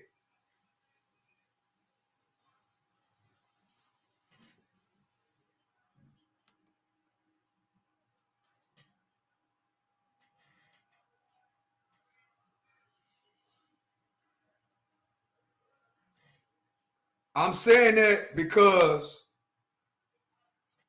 if you heard what Donald Trump said, bro, you heard what he said. So a lot of people don't have their birth certificate. They lost it or whatever the case may be. The thing is, Donald Trump said that they got a bill that they're trying to pass. You must have wasn't paying attention. They had a bill that they're trying to pass where the censors people, U.S. censors, the ones that send you a letter to see how many people in your household, they're going to start checking and making sure that people are United States citizens, bro. You have to prove citizenship.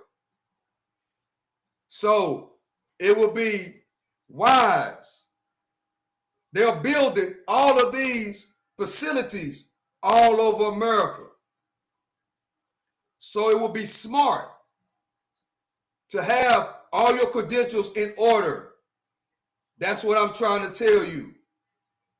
You got to have all your credentials in order just in case ICE pop up at your door. Right? ICE pop up at your door in public. You work at a construction site, for instance, and ICE come raise the construction site, which I've seen that already. I've seen ICE come to the plant and gather up everybody who is on that list and who looks like they should be on that list. And what they say, well, I'm a U.S. citizen. Show proof that you're a U.S. citizen. And according to that paper, there's only one way to prove that you're a U.S. citizen.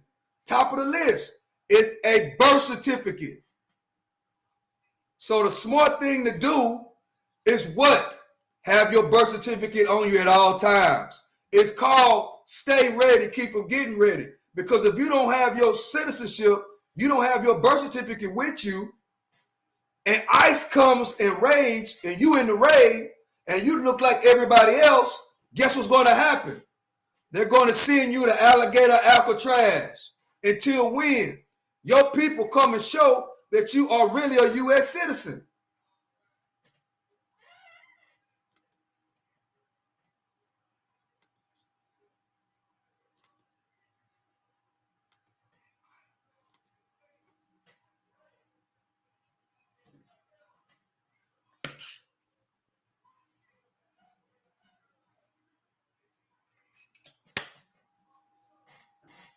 Back in the days, bro, the censor people used to come to your doorstep.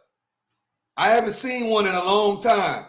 But back in the 90s, they used to walk around the neighborhood, knock on the door, hand you the paper to see how they want to know how many people in your household. Back in the days, they used to have the U.S. Censor ID, the U.S. Census Bureau ID, and they used to come through the neighborhood and go door to door back in the 90s and knock on the door in the neighborhood and give you the paper to fill out so they can see how many people are in your household. Trump is talking about doing that again, bro. So I'm just trying to enlighten the people. That's all I'm trying to do. You do what you want to do. But if you get caught up in a situation and you have to go through the things that I just said, you're going to think about the OG. You're going to say, bro, I should have listened to what OG was saying. Now look at what I got to go through. Which I don't think is right, but hey, it is what it is.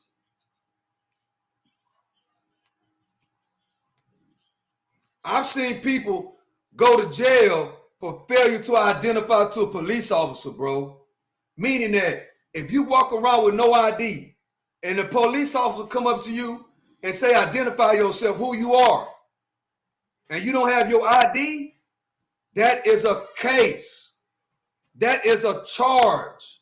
That is a misdemeanor case. It's called failure to identify to a police officer.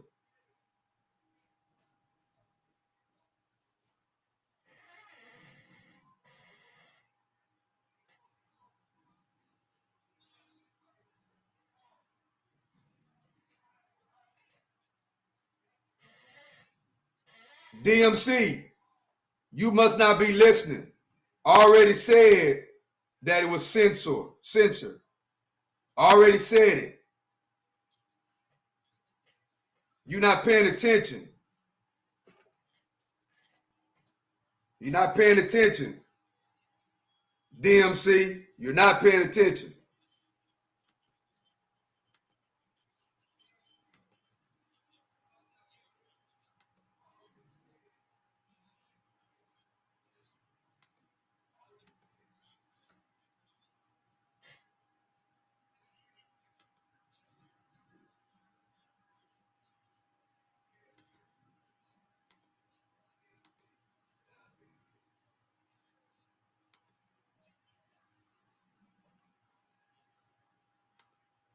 If you don't agree with it, but the man just said it. It ain't what I said, it's what the president said, bro. That's what he said. That's not what I said. That's what he said that he's going to do. It's a bill being processed right now. It might be inside of the big, beautiful bill. Who knows?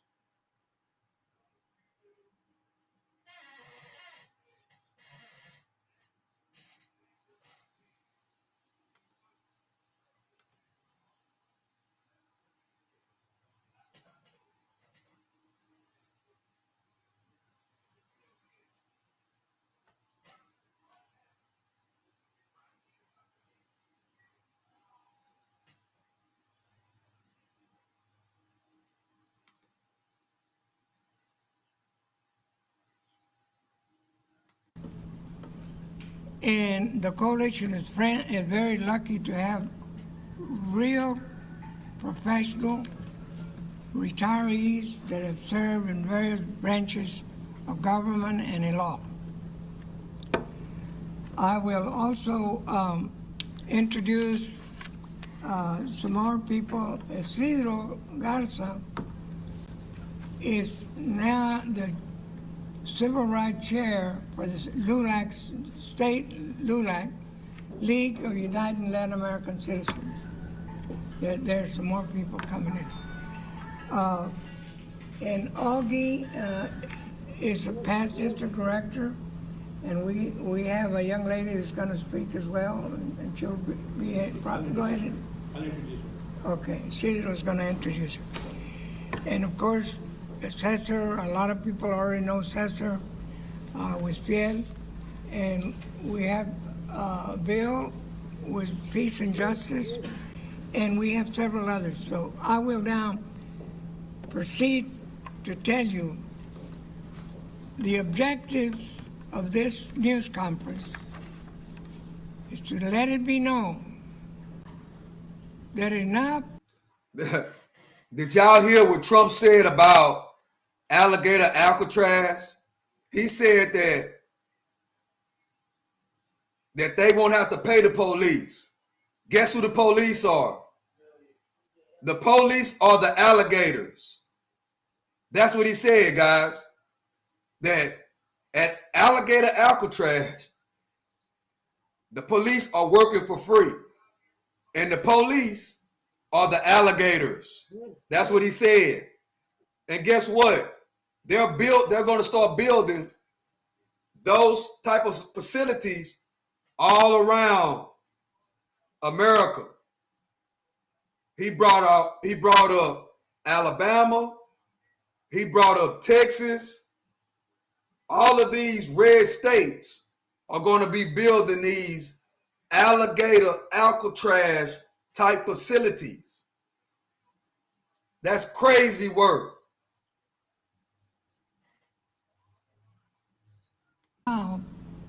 I know it can be very traumatic.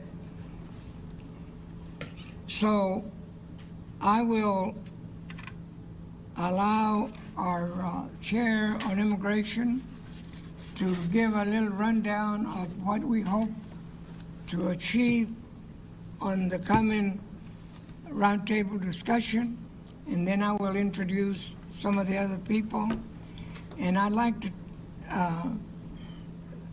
let my good friend stand up and introduce himself. He's been around a little bit longer than I have. Turn around. In fact, come on over here. I would be remiss. And were you a veteran? Yes, sir. Go ahead. Man, Just tell us. Okay, my name is. Go ahead, speak to the mic. My name is Alfonso Cantu. I want to greet all of y'all this morning and thank y'all for being here. We're children of the Creator of the heavens and the earth. Anyway, so I'm on a mission with a purpose. I'm uneducated. I went to the 3rd grade, but I'm blessed as a genius because of the gift that God gave me to be able to do all these trades that I am experienced with. I am 85 years young at heart, and I've been here a while, for those who don't want to say their age. Okay, and I'm starting a group. It's called the Network of Mexican American Inventors and Entrepreneurs, because I know that in the Latino community, in the Mexican community, we are all entrepreneurs. We're all chance takers. We're all gamblers. Anyway, thank you. So I want to thank y'all for being here, and we do have a word to pass on to the Commander-in-Chief, and it's not very good. No. Give us a little rundown. So we're listening in here to some remarks made out there in Houston, Texas, discussing recent immigration enforcement efforts in the area. But we also have this live image. I'm going to bring it up here, closer here to your screen, as President Trump just seen getting into one of these Secret Service vehicles as he tours Alligator Alcatraz. That's the new immigration enforcement facility. Immigration detention facility, excuse me, down there in the Florida Everglades. He is going to be leading a panel discussion, this roundtable discussion there, on his entire visit and some of the immigration enforcement efforts happening across the country. We are also having our eye down here on Capitol Hill. We are seeing senators speak as they continue their vote-a-rama I want to see the facility. One big, beautiful bill. You know, it don't take that much to build these prison facilities. It don't take much. The Republicans have rewarded states that have the highest error rates in the country. 10 states with the highest error rates, just to help Alaska, which has the highest error rate. So the message to the country and the nation's governors from the Republican senators is this: raise your error rates. Get them up to 10%, 20%, 30%, 40%. Make a whole bunch of mistakes when it comes to SNAP, because then you'll get more money. You won't have your cuts for a year. You won't even have them for the next year. For the rest of us, the states, all the states in the Midwest that are doing their best, they got to pay in.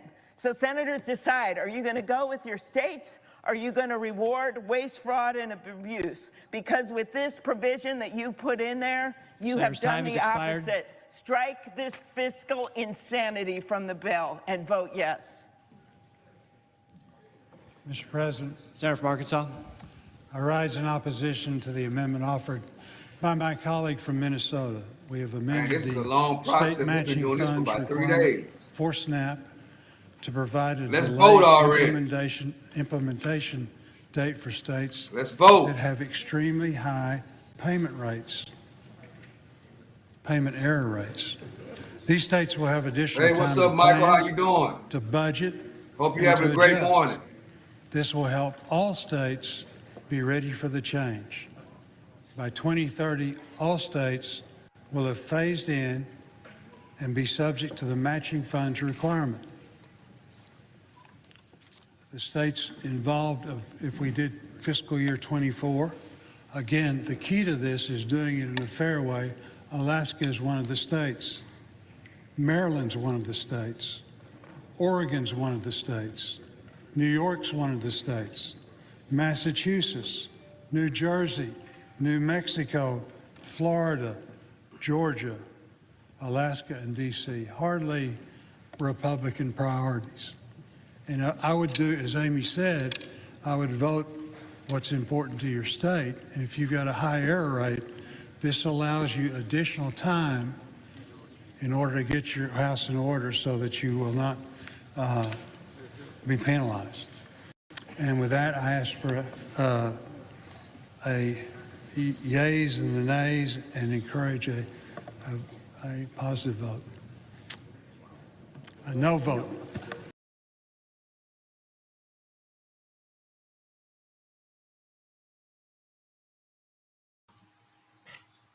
Yes, Michael Whitten. That's a big one. That's huge.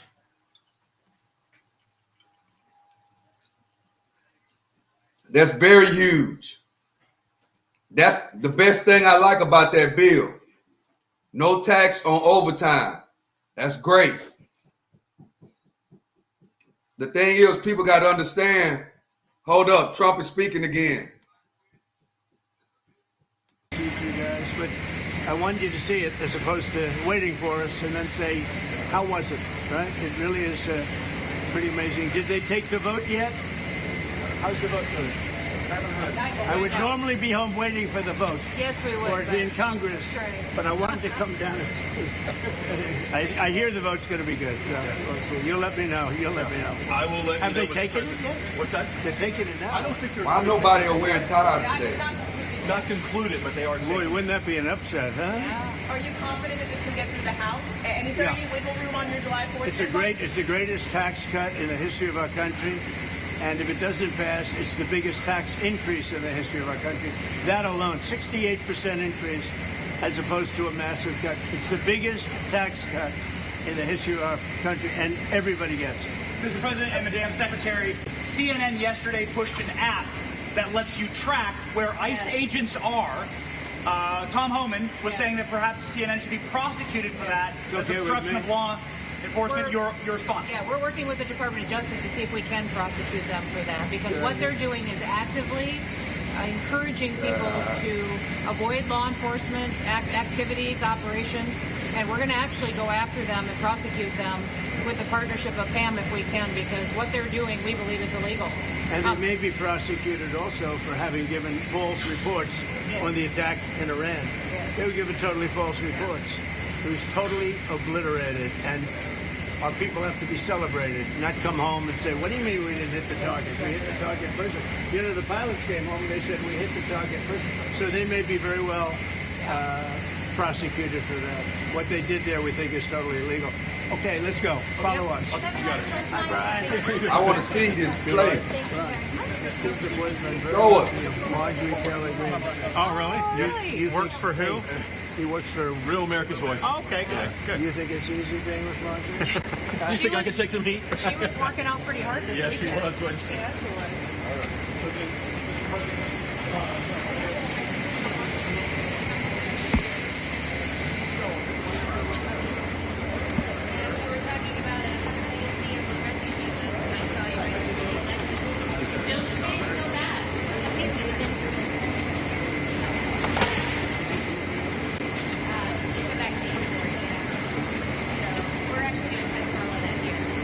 It looks like it's just a 10.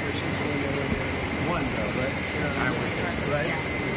Something you'll put your boat in. Worried when they get my 1-year-old shot, but I didn't know any better. You know, that particular thing with the kids is out of control. Yeah. Now, 1 in 32 versus 1 in 20,000 20 years ago. Yeah. Autism. So it was one, think of it, 1 in 20,000 20 years ago. Now it's, I heard 1 in 16 in California. Yeah. 1 in 16. Can you imagine? So there's something. I think Bobby's going to figure it out. So nice to see you. Thank you for visiting Yeah, us thank down you for here. visiting. This is our team of pharmacists and our nurse practitioner. How are you? They actually did all the work. Nice to to meet you. Nice to meet you too. Thank you guys for doing this. Thank you for your partnership. You had how many days to do it? We actually just had 24 hours. 24 hours. Yeah. I was relentless. This is like a monoclonal antibody clinic on steroids. We did the monoclonal in 24. By the time there was a new need, 16 hours later.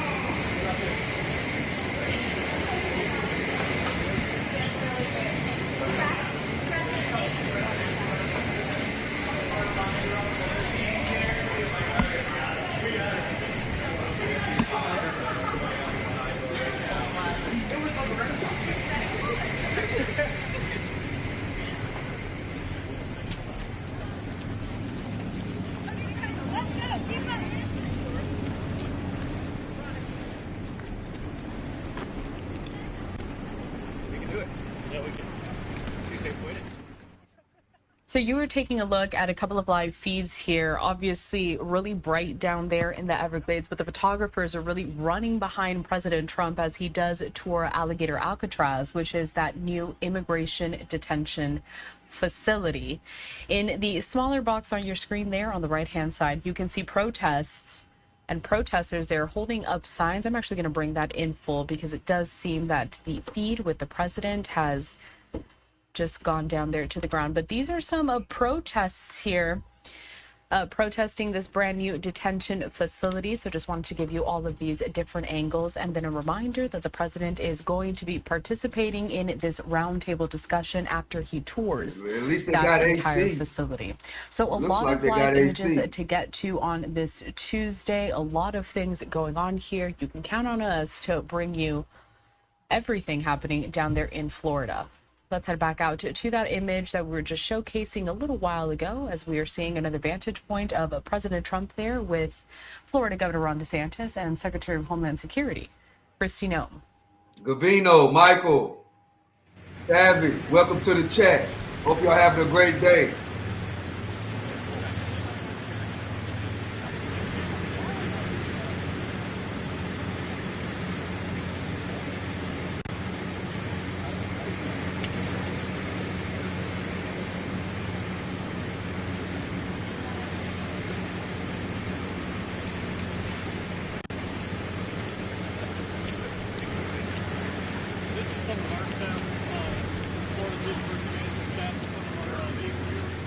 Carlos, Trump hasn't been seen in years.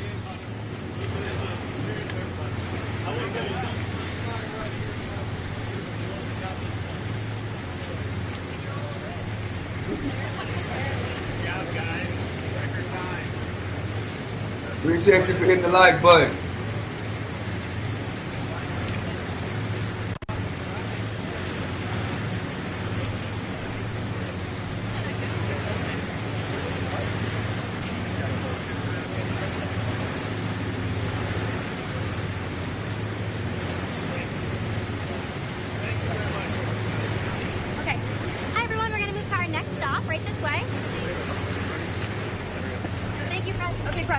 Come on, guys. Go. Please run. Run, press. Them protesters Okay, so threw you're something literally at Trump. hearing it there in real time. So they're going off to their next stop, and really the tour guides When he there leaves, just telling the photographers, somebody okay, it's time going to to run. jail. Because they're trying to get all of these images of the president touring that new immigration facility. And then a reminder that on the right-hand side, we do have those protests against Alligator Alcatraz. I'm going to step away from both of those shots for just a minute, because obviously the tour with the president has gone dark. And then the image that we had of the protests, it's actually frozen.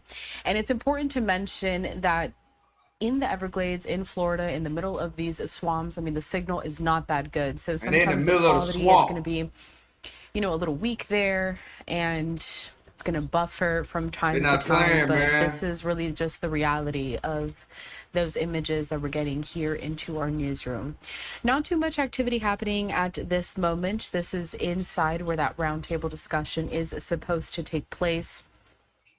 I'm waiting here, looking behind the scenes to see if we're going to get another image of the president still in black at this time. So I guess They're just trying to set up to see what the next stop of this tour is. We're going to use this opportunity. Actually, no, let's just linger on here because I think the photographer is going to set up pretty soon. So we're going to stay on this. The signal from the protest happening outside looks like it's coming back. So let's take you out to those images as well. I mean, these protests are something that we have been seeing all over the country. This one just being the latest of this new detention facility that is operational down there in Florida. It does seem that they may be chanting some stuff. Let's just listen in for a sec.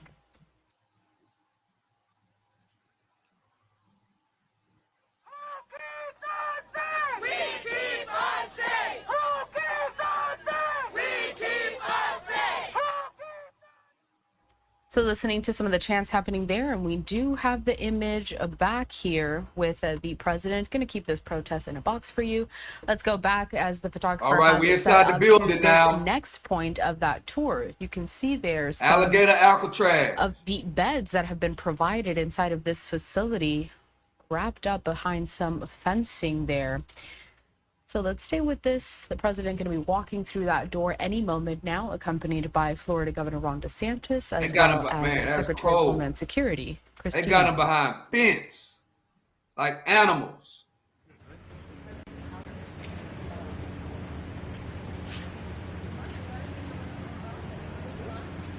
Oh, wow, this is the actual ball. Wow.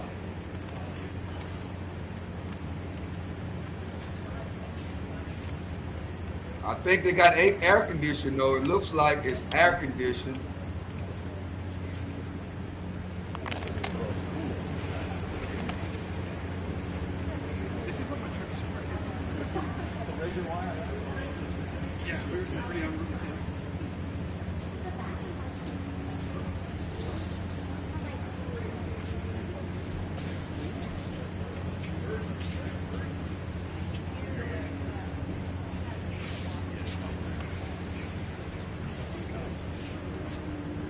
Wow.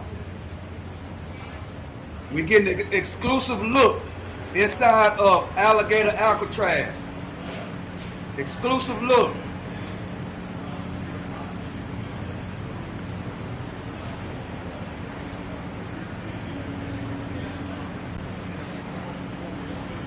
Wow.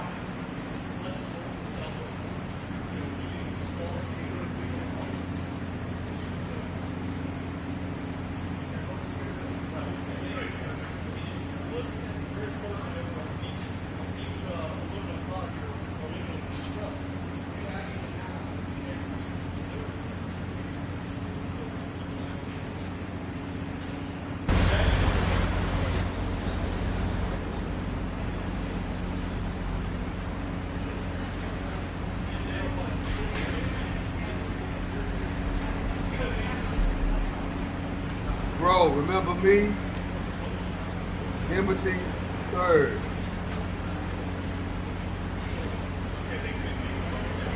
No, I don't remember you, bro.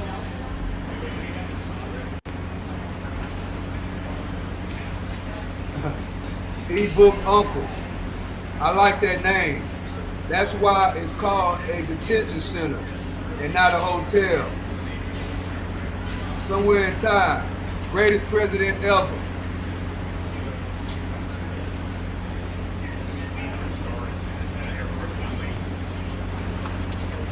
They're going to sweep this 6 times to make sure there's nothing that should be used for contraband or weapons before the detainees come in. See what I mean? It's an amazing job. Yeah, man, they got him behind fence. Great job. Proud of him. Mr. President, Mr. Governor, what's your message to Governor Gavin Newsom From inside last of this week, facility? I was here for The first over thing a you week. should do is come here and learn something. I appreciate you for coming Because they back. don't do this. They don't know. They wouldn't know Appreciate where to you, begin, Timothy. and if they did, it would cost I'm them gonna remember your $100 name more. now. So I would say he should call the governor and Christie and I'm sure you'd give him a...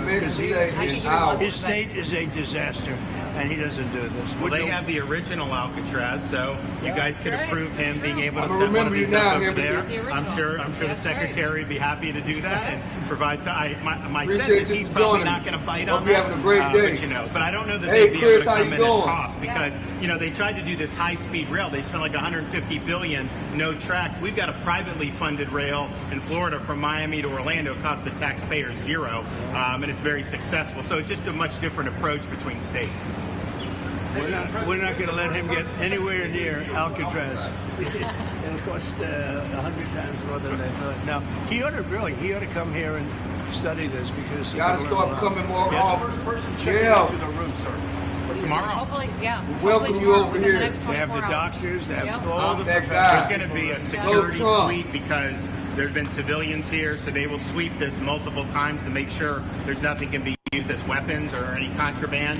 And then once that's cleared, then they'll do. So it's really up to Secretary. I know has got people in the queue, and so they'll be ready to receive. I think our viewers at home should note that this is air-conditioned facility, so if any of the news claims are keeping them out in the hot, humid South Florida, that is wrong. It's probably 62 degrees here. To be honest. Or 70. Hey, Biden wanted me in here, okay? He wanted me. It didn't work out that way, but he wanted me in here. That son of a bitch. Oh, y'all heard Trump. Speed and force of deportation. A lot of things, and they're both telling me that these people come Can I in be here, a they want to go mod? home. And they want to go Okay, home. I'll so shut we up, immediately Nancy. send them home. You know, where it's appropriate. Now, if somebody's a real killer, we don't send them anywhere. We put them in a maximum security. Look, what we inherited from this guy, this incompetent man, and his administration, which wasn't incompetent, it was radical left, lunatic, communist, whatever you want to say. I know most of them. What we inherited should never, ever be forgotten. What they've made us do. This is all because of an open border policy where 25 million people flowed in. From all over the world, from prisons, from all over the world they flowed in. For no reason whatsoever. We had, when I left, we had a very powerful border. We had no problem. He opened it up, day one. He just opened the border, and people couldn't believe it. That's right. They were standing there. What are they doing? They said, go in. That's it. You look at the first day tapes. They opened it up and they said, go in. And that's where all of this began. But this is an amazing thing that they've done here. Really But listen, people don't have to come here. If they self-deport and go home, they can come back legally. We will let them come back legally. And there is a lot of self-deportation. Yes. But if you wait and we bring you to this facility, you don't ever get to come back to America. You don't get the chance to come back and be an American again and work here. So They weren't with us when the President and the Secretary Kevin and I, we went through the intake. So right when you do the intake, they have the information about voluntary departure. They have the ability. Obviously, you guys are funding that because it's a lot cheaper to do it that way. So even if they get brought to the front doorstep here, they still have an opportunity to just go back voluntarily. And then this way, they're not Let's say they get in here like, hey, I want to stay here, I want to go back. we can put them on a plane that day and take them home. We'll buy their plane ticket, go home, and then they get the chance to come back legally. If they wait and say we're not going to do that, they can come back legally after a period. Yeah. President, you've talked recently about the idea of finding some way to get farm workforce and service sector workforce. And I think you've discussed somehow a program of people leaving on a sponsorship and coming right back. Can you give us a little more detail about that and why, in the view of some hardliners, it's not amnesty? Take care of our farmers and hotel workers and various other people, and we're working on it right now, and Ron's going to be involved, and you're involved already. So we have a lot of cases where ICE will go into a farm, and these are guys working there for 10, 15 years, no problem. The farmers know them. We're going to put, it's called farmer responsibility or owner responsibility, where they're going to be largely responsible for these people. And they know these people. They've worked on the farms for 15 years, and all of a sudden so I have a great, Ron does, Christie does, we have a great feeling for the farmer and for others in the same position. And we're going to give them responsibility for people. And we're going to have a system of signing them up so they don't have to go. They can be here legally. They can pay taxes and everything else. They're not getting citizenship, but they get other things. And the farmers need them to do the work. Without those people, you're not going to be able to run your farm. Mr. President, you and the governor tangled pretty hard in the 2024 election. Yet you stand here now. You stand here now as partners on this effort. How would you describe the relationship, and what future does Governor DeSantis have? I think it's a 10. Maybe 9-9, because there might be a couple of little wounds. So maybe it's not 9. I think we have a 10. We get along great. Well, the thing about it is, I endorsed him immediately in January 2024. I raised one of his PACs millions and millions of dollars, and obviously we saved him a lot of money in Florida because Florida was a deep red state. He didn't even have to do a rally in Florida, whereas 2016 and 20, this was like ground zero. And so we've been, really happy to do that. And then we've worked very well on this and other issues with Florida. And you can call him at any time, and he wants to be helpful for governors. I mean, I can tell you that. We did Hurricane Helene last year. You didn't hear from the president at the time then. But with President Trump, we know immediately. You just make the phone call. Yeah, a follow-up question. I'm sorry. Like another thing you inherited. How firm are you going to be with Netanyahu about ending the war in Gaza? Very firm. But he wants it too. I will say he's coming here next week. He wants to end it too. We had a tremendous success with Iran. They won't have me. Somebody said, "When are you going to sign?" I said, "Sign? They are so bombed out." Did you see the report issued this morning? The place was decimated. It'll be years before anybody even gets down there. So that's not a priority, but we'll have a report and we'll have whatever we want. We'll get whatever we want from Iran. And I think, and I hope they want to have a good country. They have massive sanctions right now, biting sanctions. It's going to be very hard for them to do anything with those sanctions. And I look forward to maybe there'll be a time when we get along with them and they can rebuild their country. Is there a point where you tell Netanyahu, like, you gotta end this now, you gotta strike a deal? Well, he wants to. I can tell you he wants to, and I think we'll have it. I think we'll have a deal next week. That's what I think. Mr. President, did you intend to announce your pick for successor to Jay Powell earlier than say, or as early as say this summer or this fall? Will I do something about who it's going to be? Yes. I don't know. Hey, he'd be a good candidate. You might do that. She'd be a good candidate too. Anybody would be better than Jay Powell. No, he's causing us a fortune because he keeps the rate way up. I think it's Trump derangement syndrome personally, but we have a very strong country. We're the strongest country. Look, our country right now is at a level that we haven't seen for 40, 50 years. What we're doing now is nobody's seen anything like it. I told you, I was in the Middle East. The King of Saudi Arabia said to me very strongly, he said, "You know what? A year ago you had a dead country. Now you have the hottest country in the world." We do. We have the hottest country in the world. Thank you very much, everyone. When are we going to see that exemption for farmers? And what about other We'll be seeing it over the next What couple about construction and other industries? Also, we'll kill those type of industries. Will Kilmore Abrego Garcia be the first inmate here?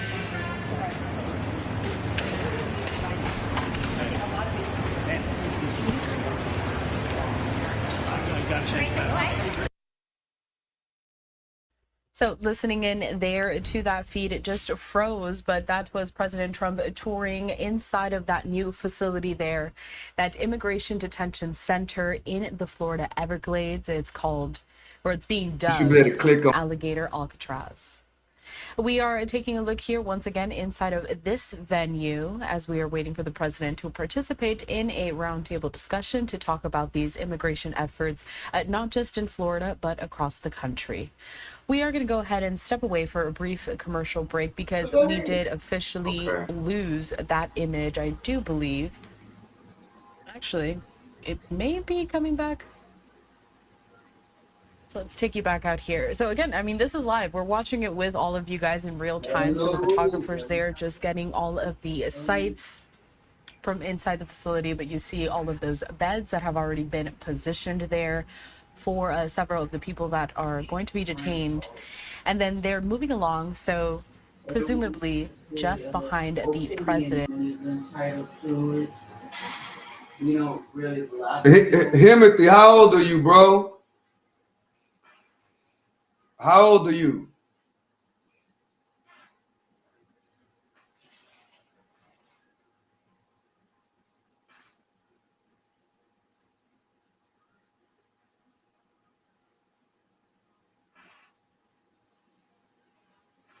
What's up to Don? Yeah, do it.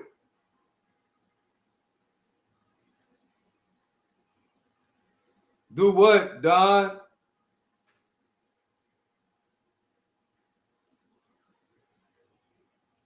Yeah, how old are you, Himothy? Himothy 3D.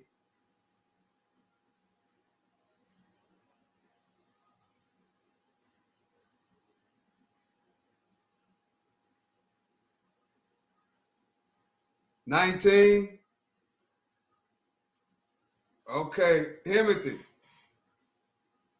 Let me see. I think we're gonna make you a mod, bro. But make him a mod. Okay, Don. Himothy. Okay, over here, we let people speak their mind, as long as they're respectable. That's the only thing. Don't block nobody just for speaking their opinion. I like hearing different people's opinions, but if they're disrespectful, then you can take them out.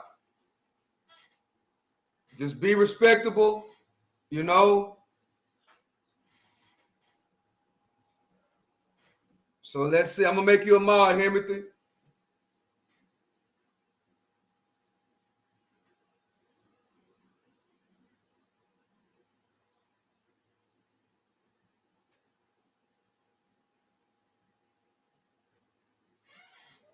Okay, there you go. You're a mod now, Himothy.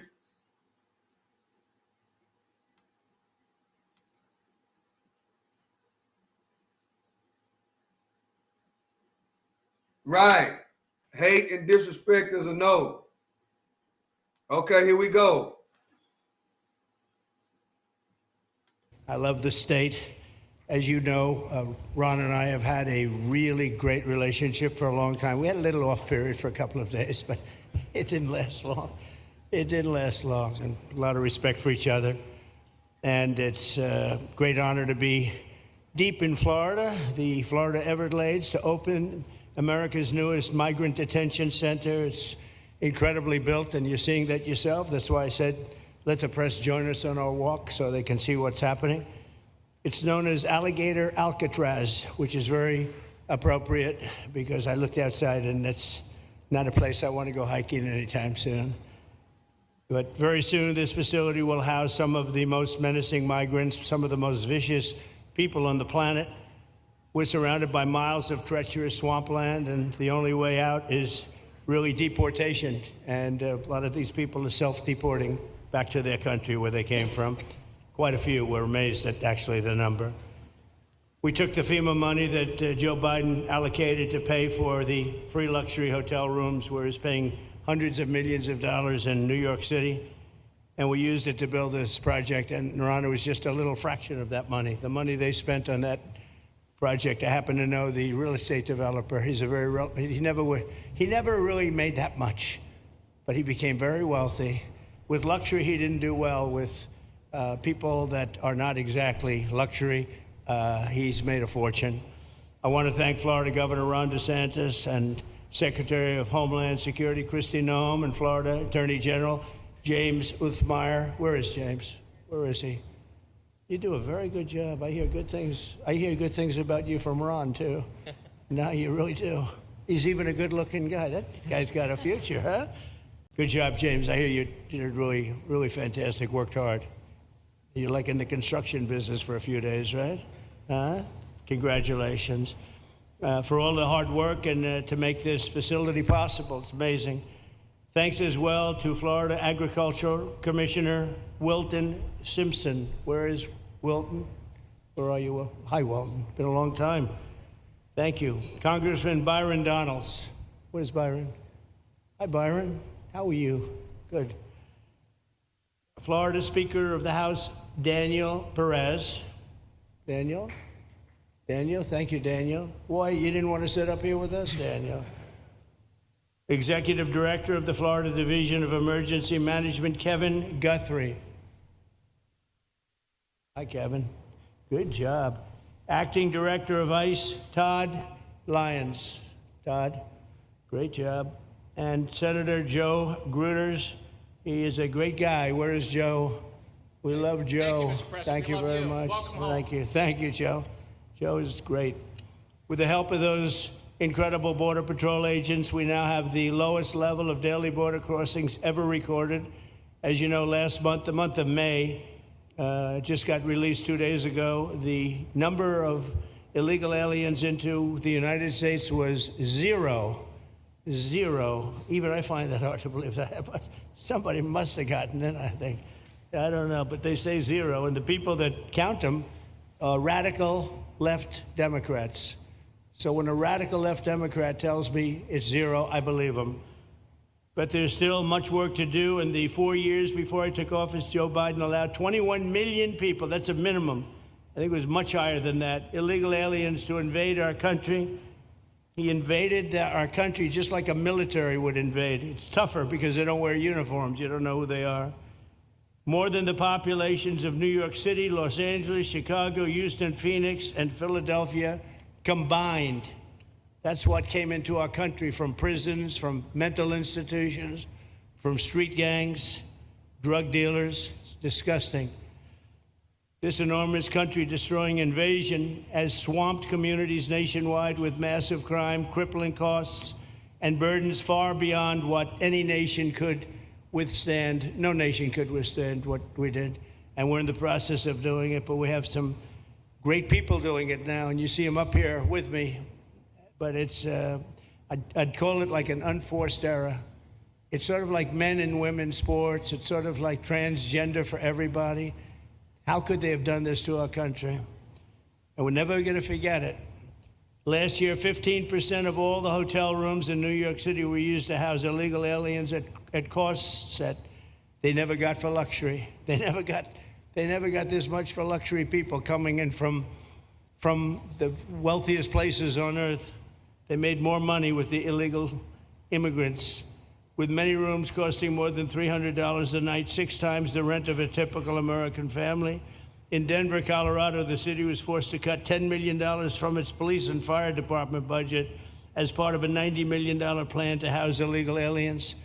And it's a population that's growing and growing and destroying Denver and growing. And again, it's destroying Denver. And it's destroying many other cities, too.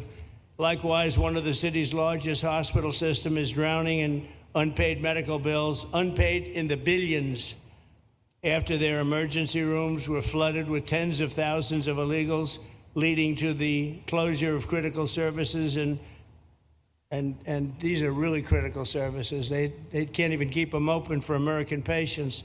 The American patients were treated worse than any illegal immigrant. In Los Angeles, 1 in every 4 students in the public school system is from a household headed by an illegal, and most of them don't speak English, so they're in a school system, and they don't have interpreters, they don't have anything, they don't speak English. What a mess, what a mess. Unforced error, all these people allowed to come in. The United States is now spending $78 billion a year on translation. Okay, think of that, $78 billion a year on translation, and smaller numbers on special education programs for non-English speakers in our public schools. So $78 billion, I think that's not a mistake.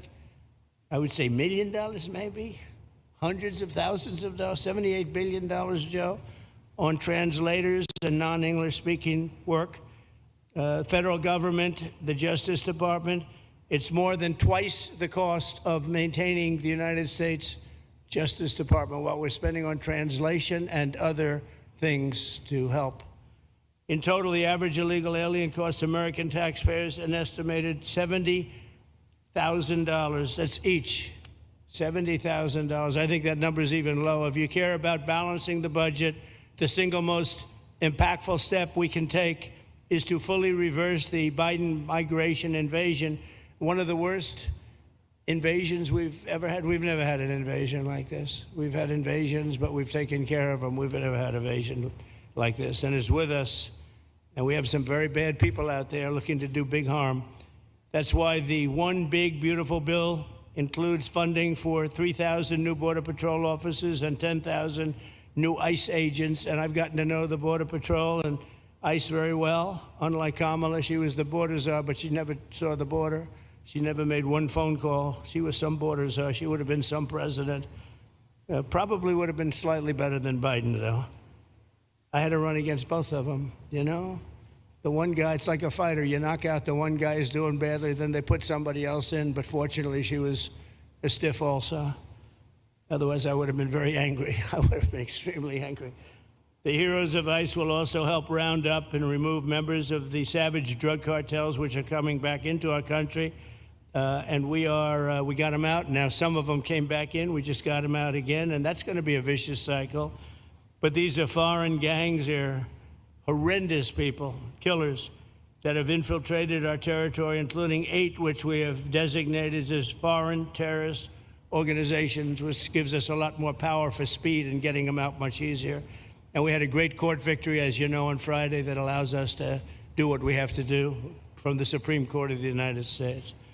In 5 months, my administration has already arrested over 2,700 members of the murderous Venezuelan gang known as Tren de Aragua, including a pack of these sadistic animals arrested last month with over 280 guns. And these are guns of the latest caliber. These are guns that were made over the last period of less than a year, getting brand new guns, the latest and the greatest.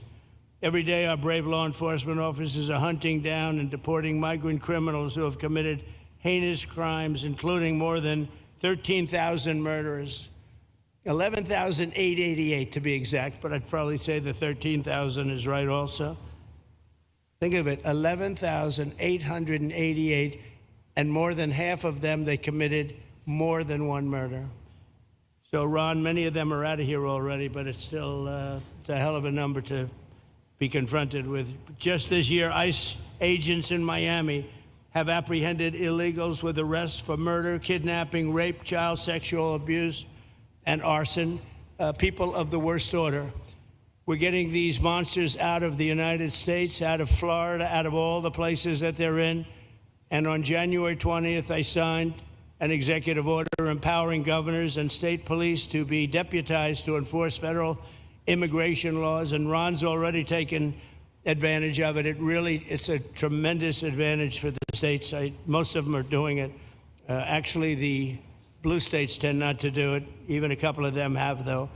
And I want to express my tremendous thanks to the state of Florida for embracing this opportunity and being a true partner. They've worked so well with the federal government. It's been just a beautiful, beautiful partnership. So, Ron, I'd like to thank you personally. You're my friend, and you'll always be my friend. And we may have some skirmishes even in the future. I doubt it, but I will always come back because we just we have blood that seems to match pretty well. We have a relationship that's been a very strong one for a long period of time, and I appreciate it. Very much appreciate it. All right, Henry, have a great day. Secretary Noem, I'd like to appreciate say, see you next time. A few words. You have been unbelievable. The job you've done, you and our favorite person, Tom Homan, have done, and your whole staff, because it's a lot of people. And Tom acknowledges it all the time. He respects you so much. He respects the staff that you both built. And you're really doing one of the great jobs. And it was great that you could work with Ron in Florida so well. Built such a great facility. So please say a few words. Thank you very much.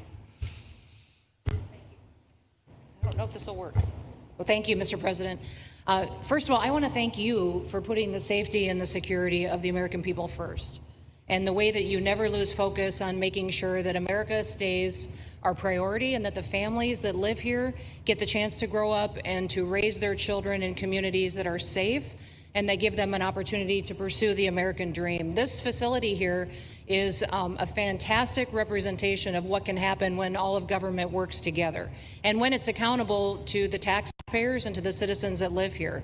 The president signed an executive order that allowed us to build partnerships with states and with local law enforcement officers, which is exactly how things should function in this country. More power, more authority given to people locally so that they can take control of their own destiny. And so we have already been working under the 287G program to deputize law enforcement officers, whether they be state highway patrol, local sheriff's departments in all of our states, and allow them to go out with our ICE officers, our border patrol officers, and make sure that we're getting the worst of the worst off of the streets.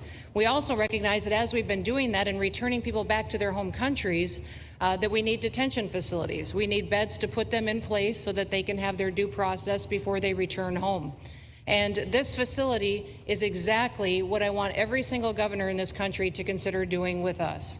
What happened to start this conversation was that a young man named Jimmy Percival in my office, my general counsel, who came from Florida and used to work here, called up the Attorney General and the governor and said, hey, what do you think about partnering with us on a detention facility that we could put in place that would allow us to bring individuals there? There's an airstrip close by. You guys volunteered the assets that you have and the connections that you have and worked with Kevin extensively so that we could come here, have their due process given, and return them home to their countries. And in 8 days, this facility has been stood up. And I want everybody to recognize that detention facilities that ICE adheres to is a higher standard than is required at state levels, at local Department of Corrections facilities, sheriff's offices. This is a state-of-the-art facility, air-conditioned, isolated, though, for security purposes, which is very helpful. And I appreciate so many people being willing to work together to make a project like this happen. Right here on this location, we'll have about 3,000 beds. Other location will have another 2,000 beds that will allow us to bring individuals across the country that we are bringing in and incarcerating for violating our laws, and immediately get them out of the country as soon as we possibly can. It's exactly what we need to be perpetuating in other states. And what I would say is, I want all of you to notice these flyers that we've got, is that everybody who sees these flyers or anybody who sees these news clips should know you can still go home on your own. You can self-deport. If you go on the CBP Home app and go home now, you will get the chance to come back to the United States legally. You will get the chance to come back and do it the right way. If you don't, you may end up here.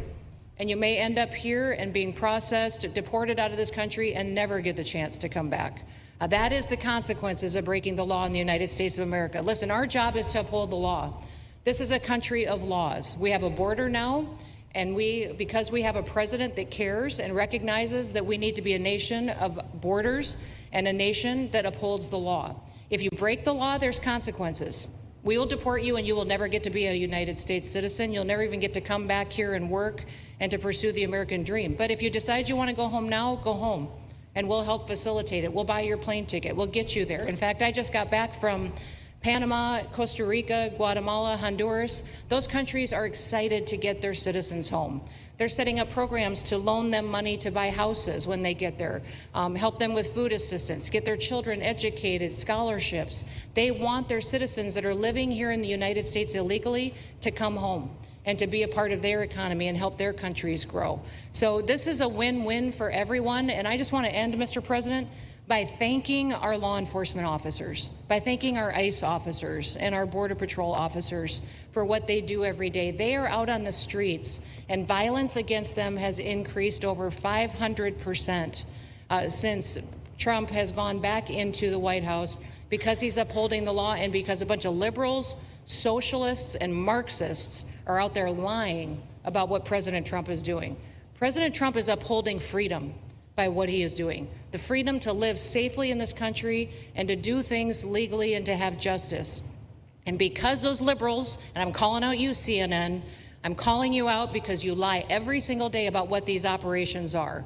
We are going after murderers and rapists and traffickers and drug dealers and getting them off the streets and getting them out of this country because Joe Biden let the worst of the worst come in here. The other day I was talking to some marshals that have been partnering with ICE. They said that they had detained a cannibal and put him on a plane to take him home. And while they had him in his seat, he started to eat himself. And they had to get him off and get him medical attention. These are the kind of deranged individuals that are on our streets in America that we're trying to target and get out of our country because they are so deranged they don't belong here. And they shouldn't be walking the streets with our children. And they shouldn't be living in the communities with our families who just want to grow up, go to job, raise their children to grow up and get a job and to live the American dream. So thank you to all of our law enforcement officers, those in our military that have been helping, our National Guard. Thank you to Governor DeSantis for stepping up and being an example to other governors. I hope my phone rings off the hook from governors calling and saying, how can we do what Florida just did? How can we do exactly what they did? Because we need this big, beautiful bill. We absolutely have to have this big, beautiful bill that has the funding so that we can continue this operation and we can get those bad criminals off of our streets and have the officers to do it so that when they go out on an operation, somebody's got their back. Somebody's got their back, they can do it safely, and they can go home to their families at night too. So this bill needs to pass through Congress so we have the resources at the Department of Homeland Security to make sure that our homeland truly is secure. And Mr. President, thank you for Stephen Miller.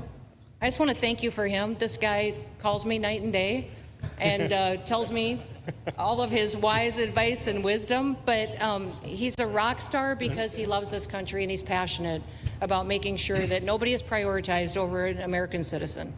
We love everybody. We do. We love everybody. Not everybody. But, well, a lot of people. But we shouldn't be putting people illegally above citizens. We should be making sure that we do things right. And that's what America has always stood for, and we're an example to the rest of the world because we do it right. So, Mr. President, you surround yourself with great people, and I think that's because everybody wants to work for the greatest president that the United States has ever had, and that's President Donald J. Trump. Thank so thank you you, very sir. much, Christy. That's Thank so you for nice. your Thank you. Thank you very much. And I have to say that, you know, when Christie's name was put before me by Tom Homan, by the way, because I wanted him for the border, and somehow I thought that was going to be good in that sort. But he didn't want the upper job, and I said, who do you recommend? Christie Noem. I said, oh, are you kidding? She's great, but she's such a fine, elegant person. He said, sir, she's tough as hell. I said, are you sure? You are tough as hell, I tell you, and you do it in a very nice way, but you are, if you ever saw her ride a horse, she rides a horse like she should be in the rodeo. She's like an unbelievable horse person, and you've done a fantastic job, and Steve Miller would even agree to that. And he likes nobody, by the way. I don't think he likes anybody. And another one we like is Ron. And Ron, would you say a few words, please? Sure. Well, thank you, Mr. President. Welcome back to Florida. And I think this is the first time you've been back since the events of a couple weeks. So just let me say, as somebody that was serving on active duty in Iraq back in the day, we witnessed the number of our troops that were killed or wounded by the Iranians. We know that they're a militant Islamic regime that was hell-bent on getting nuclear weapons, and under Joe Biden, they were about to get nuclear weapons. And because of your strong actions, those dreams and those ambitions have been reduced to rubble. And I thank you. I know a lot of veterans thank you, and people in Florida really thank you for stepping up and really making a strong, tough, but strong decision. I think we're much safer as a result of that. Now, on the immigration, I think President Trump's election represented the chance for us to finally solve this illegal immigration and border problem once and for all. I knew he was going to do the border, although he did it very quickly and very thoroughly. I think that no one can say that that's been anything but a spectacular success. But then we have the issue of Biden let in how many millions of people? And you had millions that had been in over decades previous to that. You can't have a country if you don't have respect for the rule of law. You can't have a country if foreigners get to decide who comes in. No, we, the American people, make that decision, who's allowed or not allowed to come into our country. We've seen Europe be overrun by open borders, so we're not going to let that happen here. So when President got elected, I knew that the states had an important role to play in facilitating this really, really historic mission. We're the only state in America breaking news, guys. Full the cooperation big, beautiful bill passes the all Senate. State and local law Bill enforcement just passed. entities. And what is the net result They started of that? the vote, We have these and it passed agreements within for 3 these or 4 minutes. 287G task force with sheriff's departments, police departments, state agencies, and it's really instrumental in rounding up a lot of really bad people who shouldn't be here. If you look at the number of those full-blown 287G agreements that have been executed around the country, the state of Florida accounts for 60% of those. If you look at the number of immigration arrests of illegal aliens on any given day, the arrests happening in Florida constitute between 15 and 20% nationwide. So we're all in on this because we understand how important it is to our citizens. It crowds schools, it crowds medical, it crowds housing. Yes, you have illegal alien crime as well, and people want the problem solved. And the only way we're going to solve it is if states like Florida step up and help the president, help Secretary Noem get the job done. Now, this facility here was really in response to us working with DHS and ICE from the time the president got sworn in. And the number one thing they kept coming back to was, You know, Biden decimated the agency. I mean, let's just be clear. You could have illegals in Florida. Biden would just release them. Even when they had notices or they had orders to be removed, Biden wouldn't send them back. So their interior enforcement collapsed under Biden. So they're building it back up. But they're like, we need detention space in order to be able to bring about more deportations. And so what we have here can hold 3,000 now. We have 2,000 facility up at Camp Blanding that we're going to be open, which is our National Guard site. But think about what you have here. They come here, say they already or been ordered to be deported. You drive them 2,000 feet to the runway, and then they're gone. It's a one-stop shop. And this airport that's been here for a long time is the perfectly secure location. It's going to make a big difference. And let me just thank everyone who was involved. We got the call from DHS a little bit more than a week ago. And here we are 8 days later with this facility open. And as soon as Air Force One departs, it'll be swept and it'll be open for business to be able to do. But our goal here is to process them and be able to effectuate their return to their home country. This is the opposite of what they were doing in New York by just putting them up in a hotel and then just letting them stay there indefinitely. No, we want to be able to send back. And when you walk into the processing, the president and I, Secretary Noem, Kevin Guthrie, walk through that initial intake. The first thing you see is information on how to go home on your own. Why would you want to come through Alligator, Alcatraz if you can just go home on your own? I think a lot of people are going to make that decision. So you're going to have a lot of deportations that are going to be done by the administration, but I think you're going to have a lot of voluntary as well. So this is a force multiplier for the president's efforts. I would just say and echo what Secretary Noem says. There is no reason why other states can't be doing it. And I know Louisiana, Texas, a couple of them, but we've got if only the red states did this, they would be able to expand their capacity by tens of thousands, maybe 50, 100,000 on a given day. That's how you really start to make a difference. And so we're proud to be able to partner with the Trump administration on that. Mr. President, thanks for coming down. I think you highlighting this is going to move the needle in a big way throughout the country, and I think it's going to help all of us achieve the really big results that I think our voters want to see. Thank you, Ron. Great job. Thank you. Thanks, Ron. Thank you, Mr. President, for the opportunity. My name is Kevin Guthrie. I'm the Executive Director of the Florida Division of Emergency Management. I'd also like to thank President Trump and the Department of Homeland Security Secretary Noem for joining us here today and for their continued support. I want to thank first by thanking the man to my right, and that's Governor Ron DeSantis, whose bold leadership and swift action made this project possible. Make no mistake, this facility would not be standing here without the President, the Secretary, and the Governor's vision and determination to uphold the rule of law. Florida is and will always be a law and order state. Even before the President took office, the Governor made it clear that illegal immigration would not be tolerated in the state of Florida. When the President and the Secretary asked Florida to help, the Governor empowered our state and private partners to work collaboratively and deliver real results on a rapid timeline. The Florida Division of Emergency Management is best known for leading the nation in hurricane response and other natural disasters. We understand how to act fast without bureaucracy in the face of any emergency. Our teams built roads in 8 hours, bridges in 3 days, base camps in 72 hours, and full causeways in 2 weeks. Getting things done quickly, efficiently, and correctly is at the core of our mission. We simply just want to be the best at what we do in the nation. When the Governor called me, and we answered, and we were proud to bring our logistical expertise to the table. We know how to set up base camps for guardsmen, first responders, linemen, volunteers, and other aid sources, and distribute that in a matter of days before a storm. We're able to translate this knowledge to what we did here at Alligator, Alcatraz. Florida has put the best teams together who check their individual logos and egos at the door to get this done.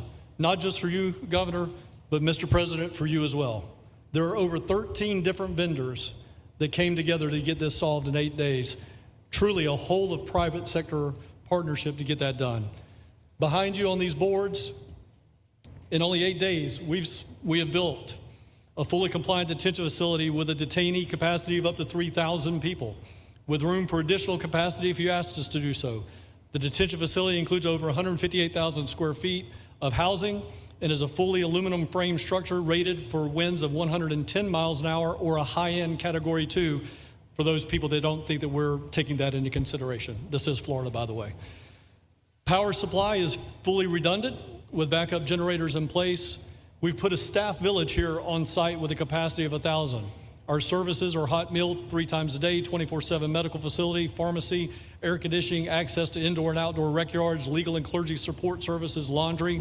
Our security element is over 200 security cameras throughout the facility, more than 28,000 feet of barbed wire, 400 plus security personnel to include 200 men and women, soldiers and airmen underneath Major General John Haas's command as the Adjutant General of Florida. And it's all surrounded, as you pointed out, Mr. President, by 10 miles of beautiful Florida Everglades. Contingencies, as with all state correctional facilities, we have a hurricane plan. We will not wait for a Cat 2. We will follow our normal evacuation procedures as we do for any other facility statewide in our great state of Florida. We have on-site fire and EMS resources so that we do not we don't burden the locals with any type of response. All in all, sir, this has been a perfect state logistics exercise for this hurricane season. Everything we did here in the last 8 days, God forbid, if we have a hurricane, we're going to do it again. This was a dress rehearsal for us, and we are ready, willing, and able to support you, sir, the governor, secretary, and everything that you need us to do. Just a week ago, it was a taxiway and a runway, and now is a fully functioning facility. We are happy to support you, Mr. President, Governor, Secretary. Fantastic, Joe. Thank you.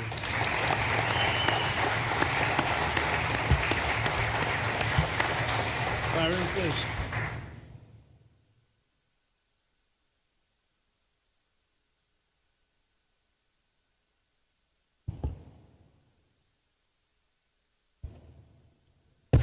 There we go.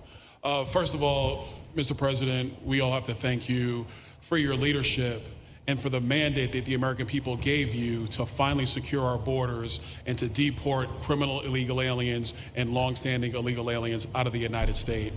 That is a mandate given to you by the American people. I know Secretary Noem, Stephen Miller, Governor DeSantis, myself, on behalf of the other members of Congress in the Senate, and of course here in Florida, we are behind you 100% in that mission. To the governor, I really appreciate you and commend you for your leadership on this, taking swift, decisive action to building this facility. One of the things that has occurred because of the work you did earlier this year with the legislature is that our sheriffs are out there every single day. They are arresting these criminal aliens in our streets, and they're seeing some backlog in their jails. So this facility primarily goes to address some of that backlog and then to help us fulfill the mission that the president has led us to. So Governor, thank you for your leadership and thank you for your decisive action on this. It really does mean a lot to all the people of Florida, of course the people of the 19th Congressional District. Secretary Noem, I mean, what can I say? The president's right, you're double tough.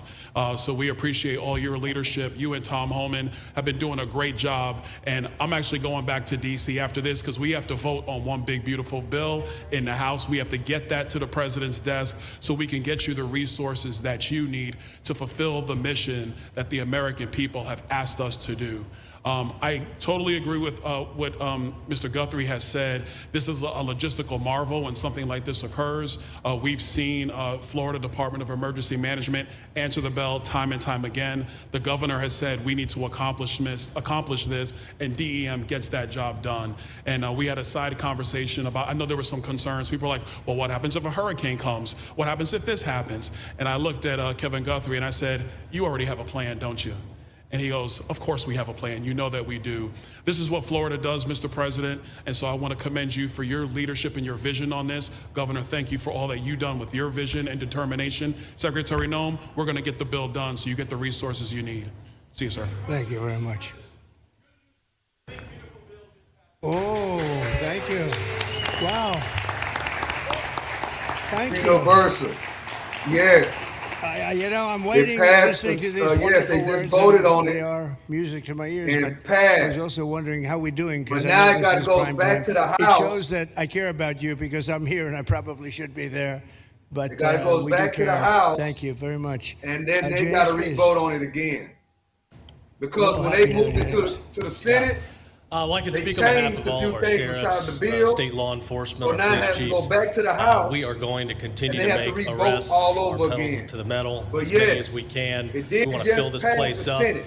It The was governor 50 to and 50. Kevin have shown they can build bridges in 3 And then days, so J.D. why not some Vance detention facilities? came Hopefully there's more to and come. made it 51 And to you 50. It really kind of were the barely inspiration passed for this. We by like one the vote. idea of reopening the So original now it has to go Alcatraz. back I don't know if to that the could happen or House. not, but we thought, hey, we've got our Because own they natural changed some of Alcatraz it. in the middle of the Everglades. So now it has to go back Great to the runway, House. great And great they have to perimeter. revote So on that again. let's make it happen. In Florida, we walk the walk, and we will deliver for all of you. Thank you. No, Well, it's I heard not you were complete. responsible for the locational pick, and you cannot Yeah, pick it's the not better complete. location. I said, whoever So, the hell made this choice, the House I know you're taking has a to little heat revote from some again. environmental groups, but I take it all the time. In which, that's an honor. But, they're saying I that heard you that were might very be responsible today. for that choice, and that was a big choice. Thank you very much. Great job, James. Thank you. Do you want to finish over here, and then we'll go over here? We'll go back and celebrate the big, beautiful bill that you just got passed. You sure that's right, Brian? Yeah, all right. Wow, good. He's doing a good job. Right. Wow. I Mr. appreciate President, you for first of all, joining. I just want to say Being how on grateful Versa. we are that you're back here in your home state of Florida. You've been doing an amazing job, not only at our border, but around the world, keeping this country safe and Americans. We are grateful for your leadership. God had a plan for us, and it was Donald Trump. So thank you for that. As a member of the Immigration Board and as the Commissioner of Agriculture of this state, I've been happy that's to what was help lead happening. with the governor and the rest of the cabinet on this issue. We're very proud, Secretary Knowles we here hope today and others, that when it goes back to the to House, represent not only they don't the have United to States in our nitpick efforts and to all make this that. Just keep commitment it like it is. to keep our citizens safe.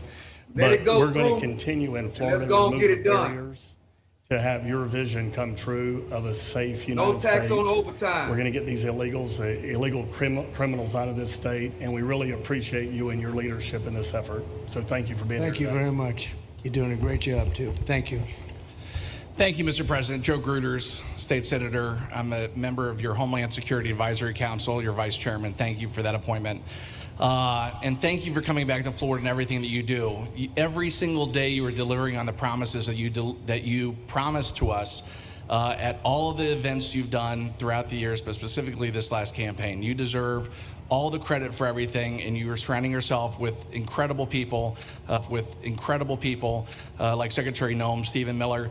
And just like your big, beautiful bill here in Florida, there was a lot of commotion about our immigration bill. And we had 3 B's in that: beds, badges, and bad guys. And this goes right along with our beds and the resources. And I give the governor, Ron DeSantis, a lot of credit for stepping up and making sure that we all work together, because at the end of the day, even at our skirmishes, as a result of the back and forth, we ended up with a better bill, and we all win. And what we're doing here in Florida hopefully will happen all across the country. You've done, your leadership is amazing. Keep up the great work, and just know that Florida loves President Donald J. Trump. Thank you very much, Joe. Appreciate it for a long time. Appreciate it. By the way, Okeechobee is something that we did together also, and that was a lot of money spent. I hope it was well spent. I know they did. We did a Rolls-Royce job, but it's a lot of money that we spent out there together. And how is it going? You can delegate that to us, because we move faster than the Army Corps. Good. So we will finish that reservoir. Good. If you delegate it to us, I'll get it done and much quicker. Oh, I would do that. Yeah. I'll tell you. Let me ask myself permission. Permission granted. Go ahead, get the thing, get it complete. You want to do All right, that? we're gonna go talk to the ahead, Army do it. Corps then after this. Good. You can move faster, actually. Please. I think it, sir, just first on behalf of the men and women of ICE, we just want to thank you for allowing us to do our job again. You know, your vision and under Secretary Noem's leadership, this is what the American people want. And I hope that you see great results of what we're doing out there every day, getting the worst of the worst out of our communities. Because of you and Secretary Noem, I have the privilege to lead one of the most premier and the finest law enforcement agencies that we do have in the United States. And the men and women of HSI and ERO Miami do incredible work, like you highlighted. And with the governor and the state of Florida, the partnership in Florida has been amazing. The 287G program is only going to help us to identify all those known gotaways and get the worst of the worst out of the neighborhoods. And through our Homeland Security Task Force, we are going to make America safe again. So thank you very much to both you and the Secretary. Thank you, Todd. Great job. Really great job you're doing. Thank you. Please. Good morning, Mr. President. Hi. Thank you so much for coming. Again, as Garrett Ripp, I'm the Field Office Director for ICE Euro here for the Miami Field Office. Incredible collaborative work we've been doing together, working with the state, working with our local partners. And again, just the 287G is going to open up that aperture and allow us to get those bad hombres off the street and get them into this facility. And we're looking forward to it. And again, just appreciate all your support. Thank you. Always thank you. You've always been so great. Thank you very much. Please. Good afternoon, Mr. President. On behalf of Air Marine Operations, my name is Andres Blanco. I'm the Executive Director for Southeast Region. AMO continues to execute and support your executive orders. Air Marine Operations brings a unique capability both in the air and the maritime domains. And in partnership with our Border Patrol, OFO officers, and ERO, we continue to conduct effective operations both interior, along the border, and along the maritime approaches. Thank you very much. Good job. Good afternoon, Mr. President. Jose Figueroa. I am the acting special agent in charge for Homeland Security investigations here in South Florida, and our office covers from Key West to Fort Pierce. Tremendous collaboration here with the state and our federal partners. HSI is conducting criminal investigations into TDA, MS-13s that are involved in human smuggling, sex trafficking of minors, and we will continue that effort with your support. Governor DeSantis, thank you very much for this facility. Looking forward to continue the great work. Thank you. Thank you very much. Steve, would you like to say something? Our star. Thank you, Mr. President.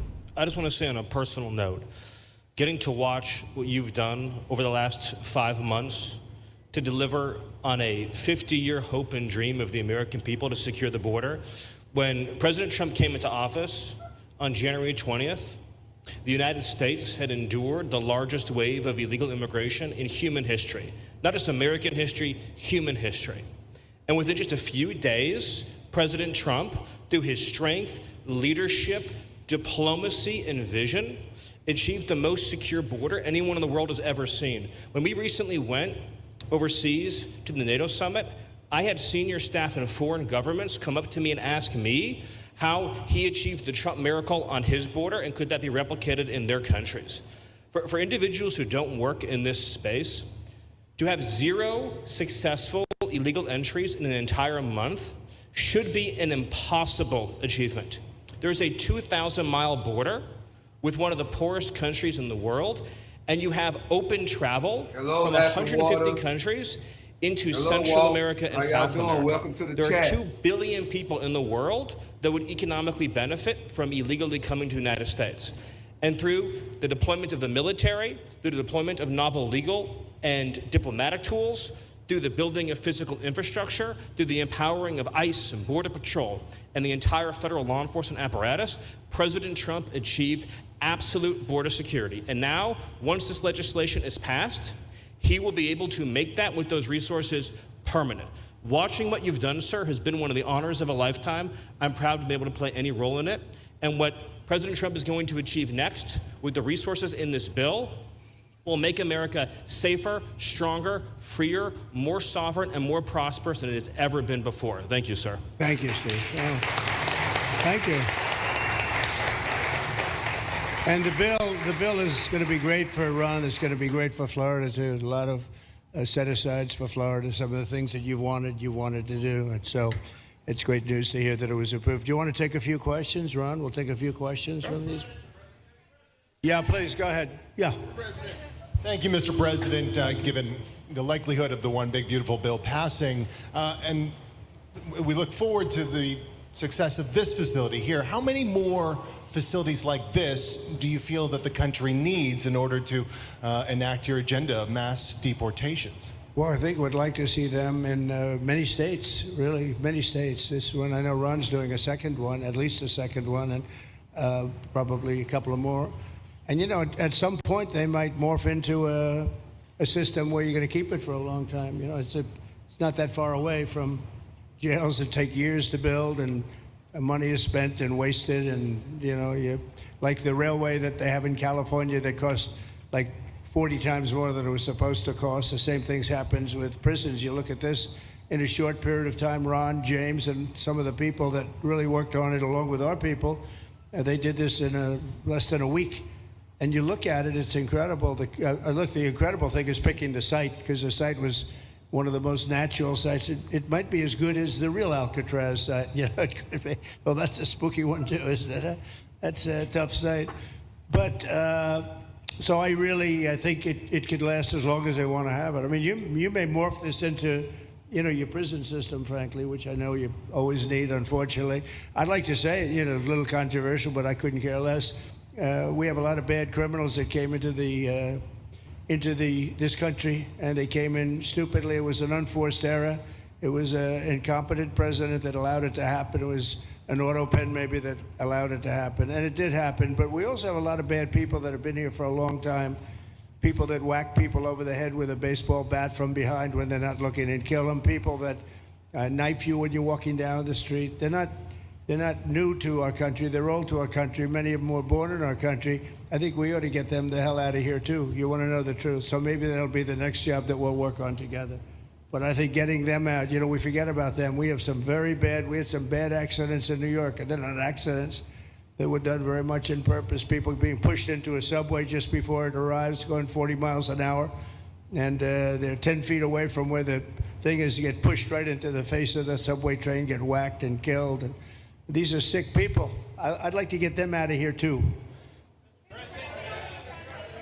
Yeah, please, go ahead.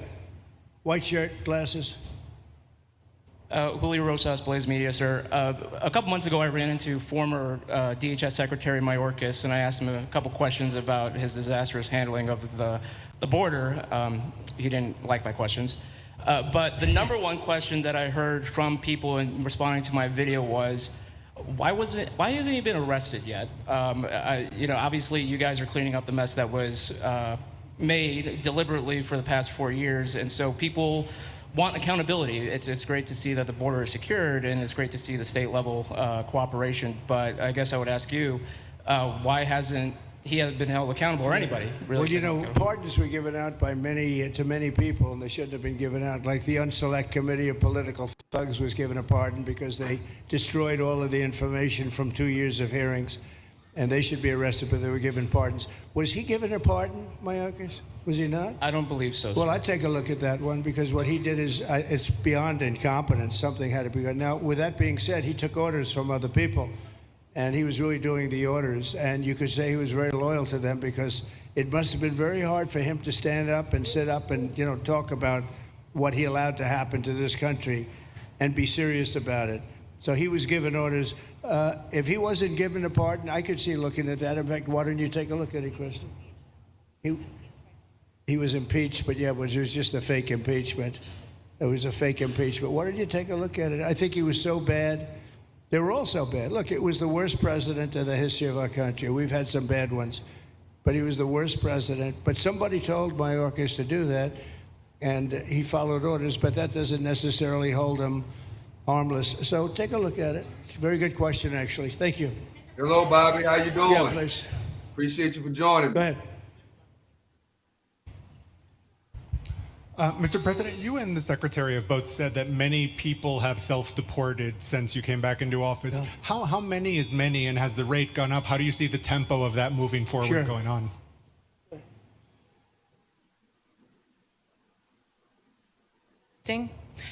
We have had several 100,000, but also we have many that have self-deported, not even using the CBP Home app. When I have gone to these other countries to negotiate security agreements and information sharing on criminals, who's coming and going into their countries, they report that hundreds of thousands have come home that weren't on our radar, that they are coming home on their own and self-deporting because they want the chance to be able to go back to America someday. So we believe it's over 1 million, possibly more than that. I'm asking all of those countries for their information on what they have of individuals that may have returned home, that they have taking advantage of their programs to help them become a part of their civilization again, too. So we know it's over 1 million, but we have to, I'm getting more information, and that number will grow. If they don't leave, they never get the chance to come back. If we have to take them out, and we will, they'll go out, but they never get a chance to come back. The other way, we actually make it a little bit easier for them to come back. Okay? Thank you. Good question. Thank you. The bill is now passed in the Senate, but we are already hearing from some Republicans in the House who say they cannot get on board with the changes that were made to the bill in the Senate. What is your message to those holdouts? Well, I just heard that about the Senate, and the bill just passed, and it tells you there's something for everyone. I mean, it's a great bill. There is something for everyone, and I think it's going to go very nicely in the House. Actually, I think it will be easier in the House than it was in the Senate. And just to be clear, on the Medicaid cuts, you've promised not to cut Medicaid, said this is all just targeting waste, fraud, and abuse. Are you saying that the estimated 11.8 million people who could lose their health coverage, that is all waste, fraud, and abuse? No, I'm not saying that. I'm saying it's going to be a very much smaller number than that, and that number will be waste, fraud, and abuse. And if you look, they took a much more liberal stance on the Medicaid situation than they could have. They had a tough stance and a weak stance. They took not a very strong stance on that to start off, and it's waste, fraud, and abuse, and everybody wants that covered. What number is that? What analysis are you seeing? I'm not seeing a number, but I know it's much less than the number you gave, and we really were very, very cognizant of three things. Social Security, we're going to take care of it beautifully. Medicare and Medicaid, and we are going to save it, whereas the Democrats are going to, you won't have it. They will destroy Medicare and Medicaid, and they have to because their numbers don't work. So it's not going to happen. They're the ones that have destroyed Medicare. They have made it so bad already, they're going to make it a lot worse. But now we'll be in charge, so we're going to have no problem with Medicaid or Medicare or Social Security. Thank you. Yeah. Claire Gall with Wink News in Fort Myers. What is your direction to ICE when it comes to arresting farm workers here illegally, other workers in industries that are pretty critical to Florida's economy? Yeah. Well, we're very much cognizant of that. And as you know, I won the farmers by 92%, and I'm not going to be abandoning my farmers. We were strong on the borders, but we're also strong for the farmers and for others in the hotel industry, et cetera. You know, we have similar situations. And Christy and I, and we'll be working with Ron and a lot of the states. We're going to work something where the farmers can be responsible for some of the people they have people run for 10, 15 years that they know very well. We're going to put them responsible and we're going to issue a form of a card or document, and the farmer's going to be responsible for these people. They're not going to have citizenship, but they'll be working, they'll be paying taxes. We need to get our farmers the people they need. Otherwise, our farmers aren't going to be able to do their land. You know, it was tried once before, many, many years ago, where there was a very strong guy, and he got everybody out, and every farm almost in the country, but every farm in California, every farm in Iowa, almost all the farms went bankrupt. They had nobody to work, and we don't want to have that situation. So we're going to work it. We're going to put our farmers and others in charge of the people that they have under them. They know the people, and I think it's going to work out really well. We're going to take care of our farmer, but we're going to get the criminals out, okay? Yeah, go ahead, please. Thank you. Mr. President, how do you respond to critics who fear that a 3,000-bed detention center and the waste that that could produce will pollute the surrounding federal protected land, including land that both administrations have invested billions of dollars in restoring? Well, I was one of those that invested billions of dollars and hundreds of millions of dollars right here in the Meadowlands, but in the Everglades, and the Meadowlands too in New York. If you look at what we did up there, speaking of the Meadowlands, a lot of places like this, but this is a very unique one. One thing I'll say about this land, we'll be gone 1,000,000 years and this land is still going to be here. It's not going to be much different. You'll have the water moccasins, you'll have the alligators. You may not have people, but you're going to have all those animals. They're going to be around, and you got plenty of them out here. I think it was a brilliant choice, and I think almost anybody in his or her right mind would say this was a brilliant choice. I give the governor a lot of credit for using this piece of land. And in addition to that, it's on top of something that was already developed. It's an airport. You know, you have the runways, you have so it's already been developed. So it's not like you're dropping dirt right into the thing. There was zero movement of that. That was done many years ago because the airport's very old, but it was an abandoned railroad, an abandoned airport. And frankly, it's like perfect. And you can do expansion on this site substantially without doing anything. So the people, I heard them complaining about the Everglades. There's no, I don't think you've done anything to the Everglades. I think you're just enhancing it. This was already here. How long has the airport been here? Decades. Many decades, yeah. And they have, Kevin, all these guys have a waste plan, like the wastewater gets trucked out, potable water gets, literally, they have, even our DOT has put things up in case there's any seepage, which we don't. So you are literally doing this on concrete that's already here. So I don't think those are valid and even good faith criticisms, because it's not going to impact the Everglades at all. President's been a champion. We've been a champion, really changed the game in Florida on it. I think it's just people don't want to see illegal immigrants deported, and that's their ideology, and they have a right to that. But illegal immigration's unpopular, so they know that they're going to have less effect trying to do it. So they're going to try, oh, well, no, it's just about the Everglades. But really, I think a lot of those people, they just don't want to see illegals deported. Because if you actually hear everyone's here, you obviously know there's zero land that's being disturbed.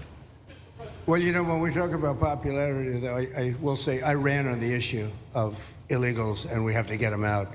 And I won 82% on that issue. So I think that they may not like certain aspects of it, but ultimately they do not want them in their country. And if this is a part of a use, but I think from an environmental standpoint, it's incredible. In fact, when we landed that very big, heavy plane today, they came out and checked it fairly. I think they want the president to be able to land on a piece of concrete that's not going to go 6 feet underground. And they checked it. They came back and they said, this thing is really solid. So it's been there a long time. It's going to be here a long time, and it was a great choice of a site. Thank you. Yes, please. Brian, go ahead. Yes, sir. The people of Syria were recently seen on the streets waving American flags, chanting Trump, Trump, Trump. They're so appreciative of the economic sanctions that was lifted on that country, giving them a little bit of hope for prosperity. You want to comment on that? Well, they're great people, and the man that is leading them has a reputation. He's the head of some pretty tough organizations, and a lot of people criticized me for that. I said, well, what are we going to do, take him out of a day school, a country day school? It's going to be, by nature, I would think, Ron, they'll be pretty tough, and he is pretty tough, but I met him, spent a lot of time with him, good guy. I took off the sanctions because if I didn't do that, they wouldn't have had a chance. And Syria has a chance. The people are great. They work hard. They're very smart. It used to be a place of professionals, accountants and lawyers and doctors and high academic credentials in that part of the world.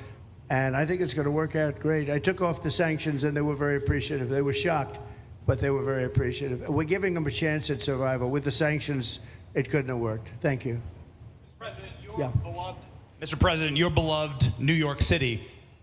Your beloved New York City may well be led by a communist soon, Zoran Mandami, who in his nomination speech said he will defy ICE and will not allow ICE to arrest criminal aliens in New York City. Your message to communist Zoran Mandami? Well, then we'll have to arrest him.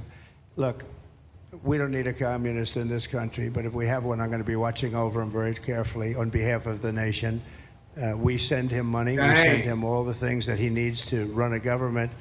And by the way, they get about 3 times what you get, Ron. If you look at the per capita, Florida gets 1/3 of what New York gets in terms of the numbers. Why don't you give us those numbers?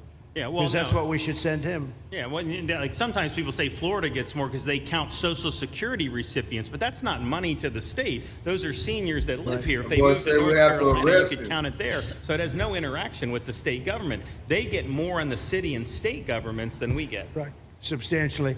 We're going to be watching that very carefully, and a lot of people are saying he's here illegally. We're going to look at everything, and ideally.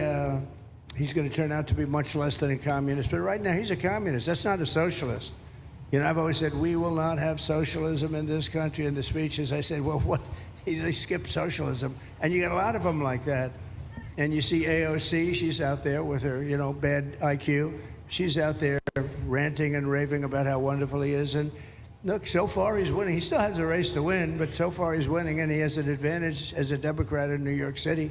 I was there a long time ago, and it was a long time since a Republican won the city, but you would think that a Republican would be able to win. Or you have a good independent running, Mayor Adams, who's a very good person.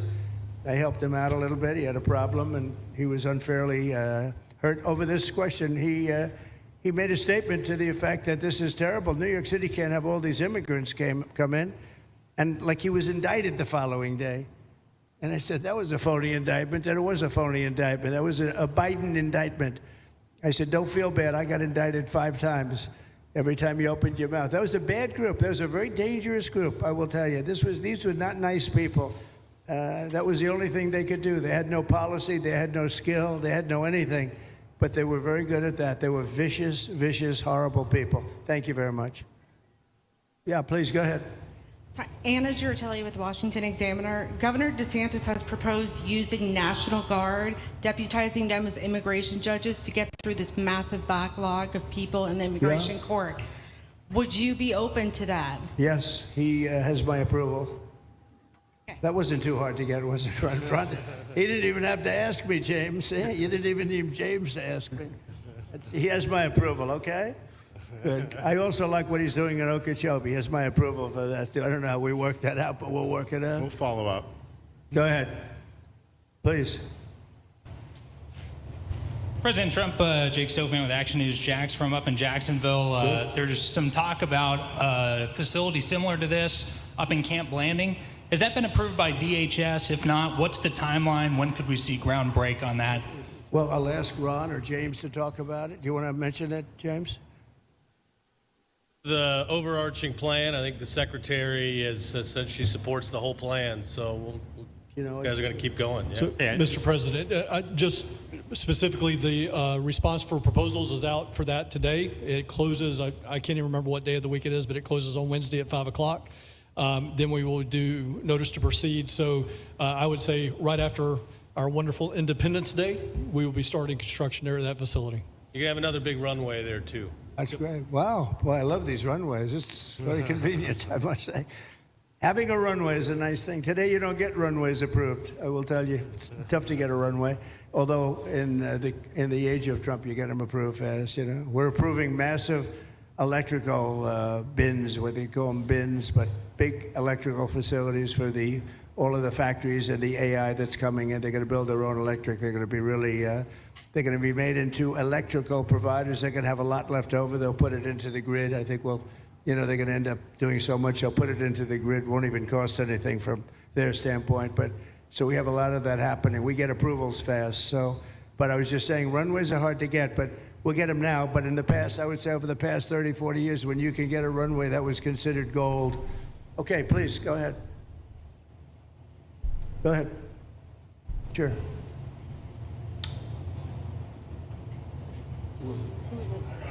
Okay, go ahead.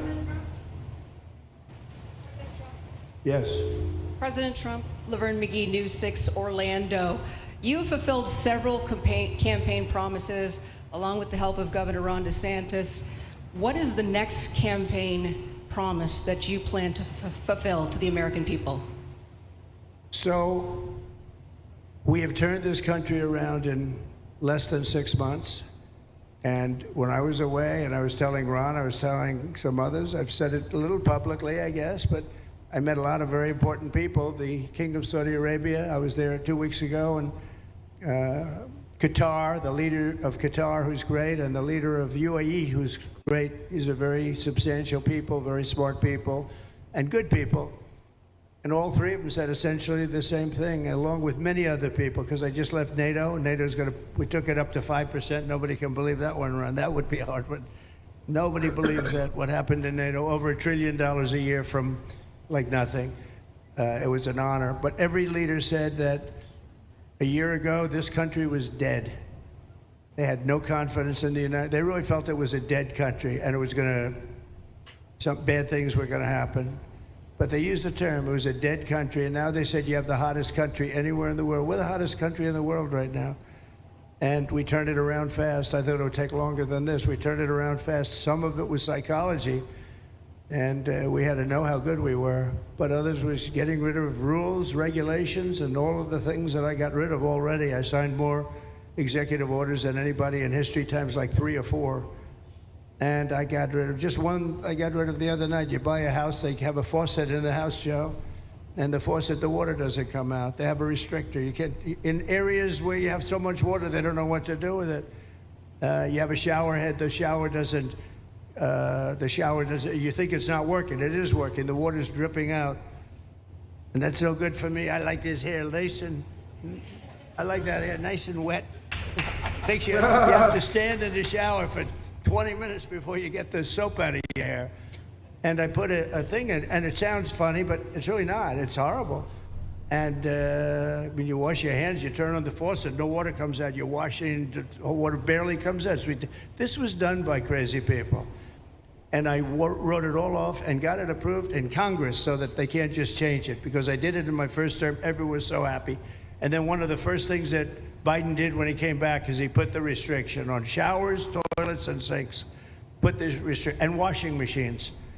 The washing machine, they give you like a quarter of this bottle to do your clothing. And people needed 10 of these bottles. And the people came to me from Whirlpool, and they said, we can't make a machine that's competitive. We can't make a machine anymore. It doesn't work. Why? They don't let us use water. Do you have any problems with water? No, we have so much we don't know what to do with it. You know, it comes down from heaven, right? And I approved all of that, the washing machines, the whole thing. The dishwashers, that was the other one. They give you like this much water right up to there to do your dishes. So people, you know what they do? They keep pressing the button. So they end up doing the dishes 10 times. They end up using more water than you would have used if you did it right in the first place. So all of that stuff has been written off. It sounds crazy. It's little things. The straw. I let you go back to a plastic straw. I was tired of having straws melt in my mouth, you know? It wasn't working. The paper wasn't working too well. So these are little things that I did. Then we have the big things. We have the biggest things, and that has to do with some of the subjects we're talking now. I think the things we're talking about now are the biggest, because if you don't have borders in this country, borders and good elections, and we're working on that next. There's some bills coming in that's going to make sure that you're a citizen, that people aren't counted in the voting when, you know, they were here and they're here as illegals and they're criminals in many cases, and they give them a count, and you end up with extra congressmen. We're going to work on that. We're going to straighten that out next. That's going to be easy compared to what we were doing. But we did the big things too.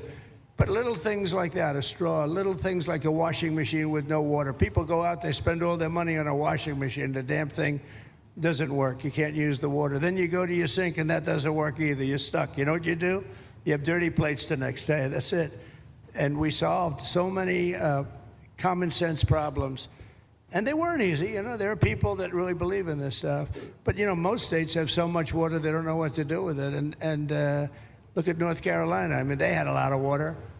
And they have to get restrictors on their, you know, on their kitchen faucet. So we're very proud of the things we did, and we're going to do a lot more of them. Yeah, please, go ahead. You guys in good shape. Hey, it's Eric Bowling. How you doing, sir? Something we've talked about for, I'd say, the better part of 20 years. I think it's something near and dear to your heart, energy, our energy security. Yeah. Under Joe Biden, average price of oil for the 4 years was about $79 a barrel.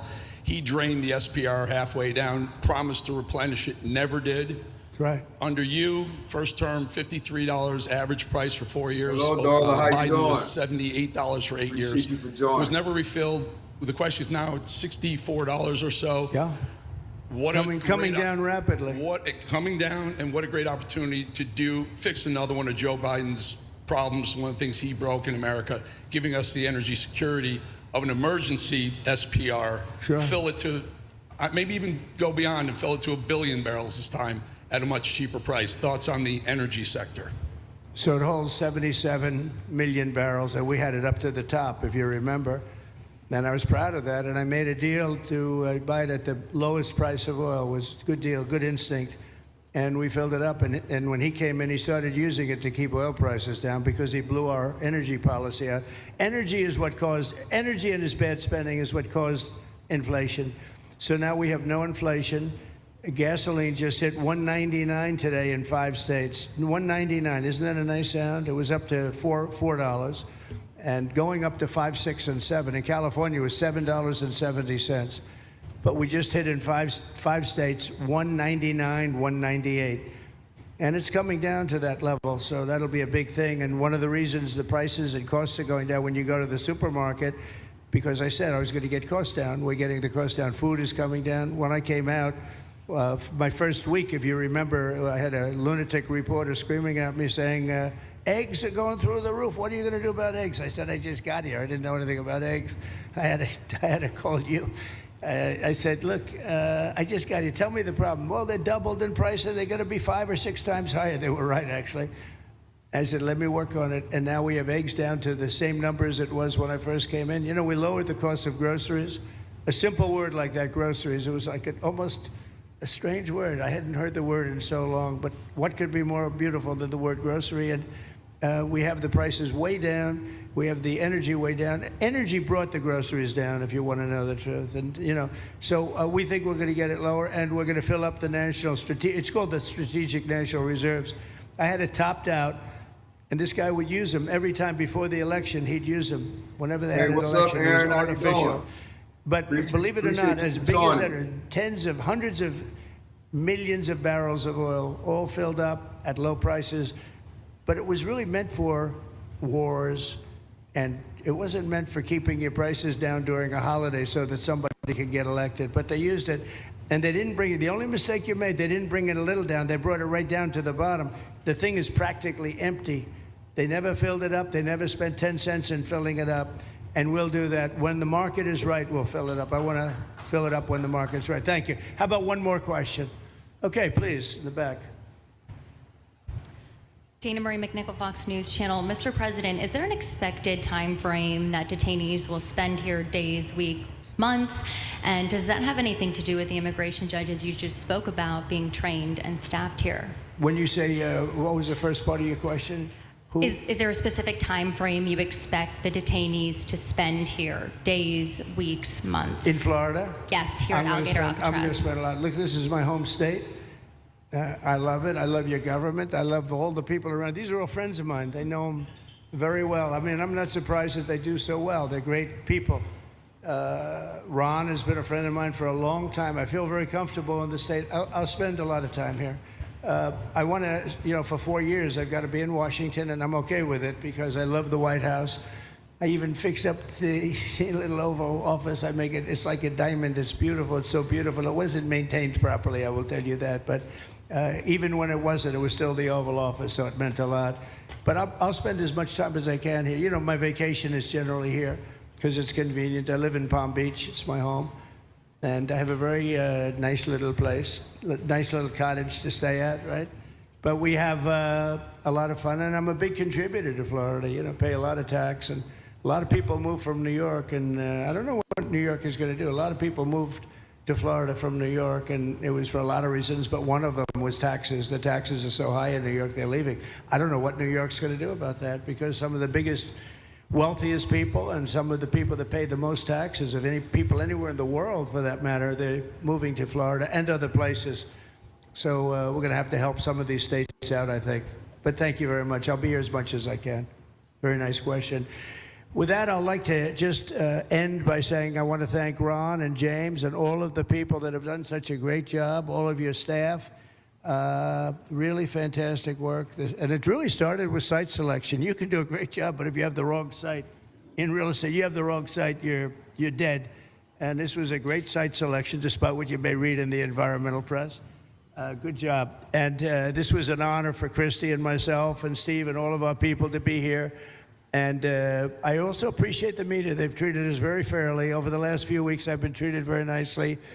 And it's so unusual. I'm not used to it, but we've gotten great accolades. Brian, I want to thank you for calling out, because I was waiting here because I knew the vote was taking place and I'm answering questions, right? So I want to thank you very much and say hello to our friend. And I will see a lot of you. Thank you very much. We're going to make America great again. Thank you very much. Thank you. Thank you. That was President Trump as he's visiting a new migrant detention facility in the Florida. Well, that's it, guys. It really was a long press conference. Man, you see that facility? They gave us a good tour of it. Man, they talking about building these facilities in every single state. Wow. Well, I appreciate everybody for joining me. I'm going to end it right here. Guys. I appreciate y'all for joining me. Hit the subscribe button as you get ready to exit. Hit the subscribe button. Hit the like button so you'll be notified whenever I go live again. It might be later, but for sure in the morning I will be going live. After I exercise, I go live called the walk down. When we come in, we interact with each other while I'm walking. I run 6 miles and then I walk another 2 and we talk and we kick it, just like we're kicking it right now. So hit the subscribe button as I get ready to end this. Please hit the subscribe button. I'm gonna give y'all a few minutes to hit the subscribe button.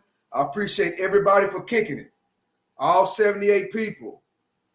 I appreciate y'all for coming over here and giving me your intake. Nice chat, nice chat. We added a new moderator today, which was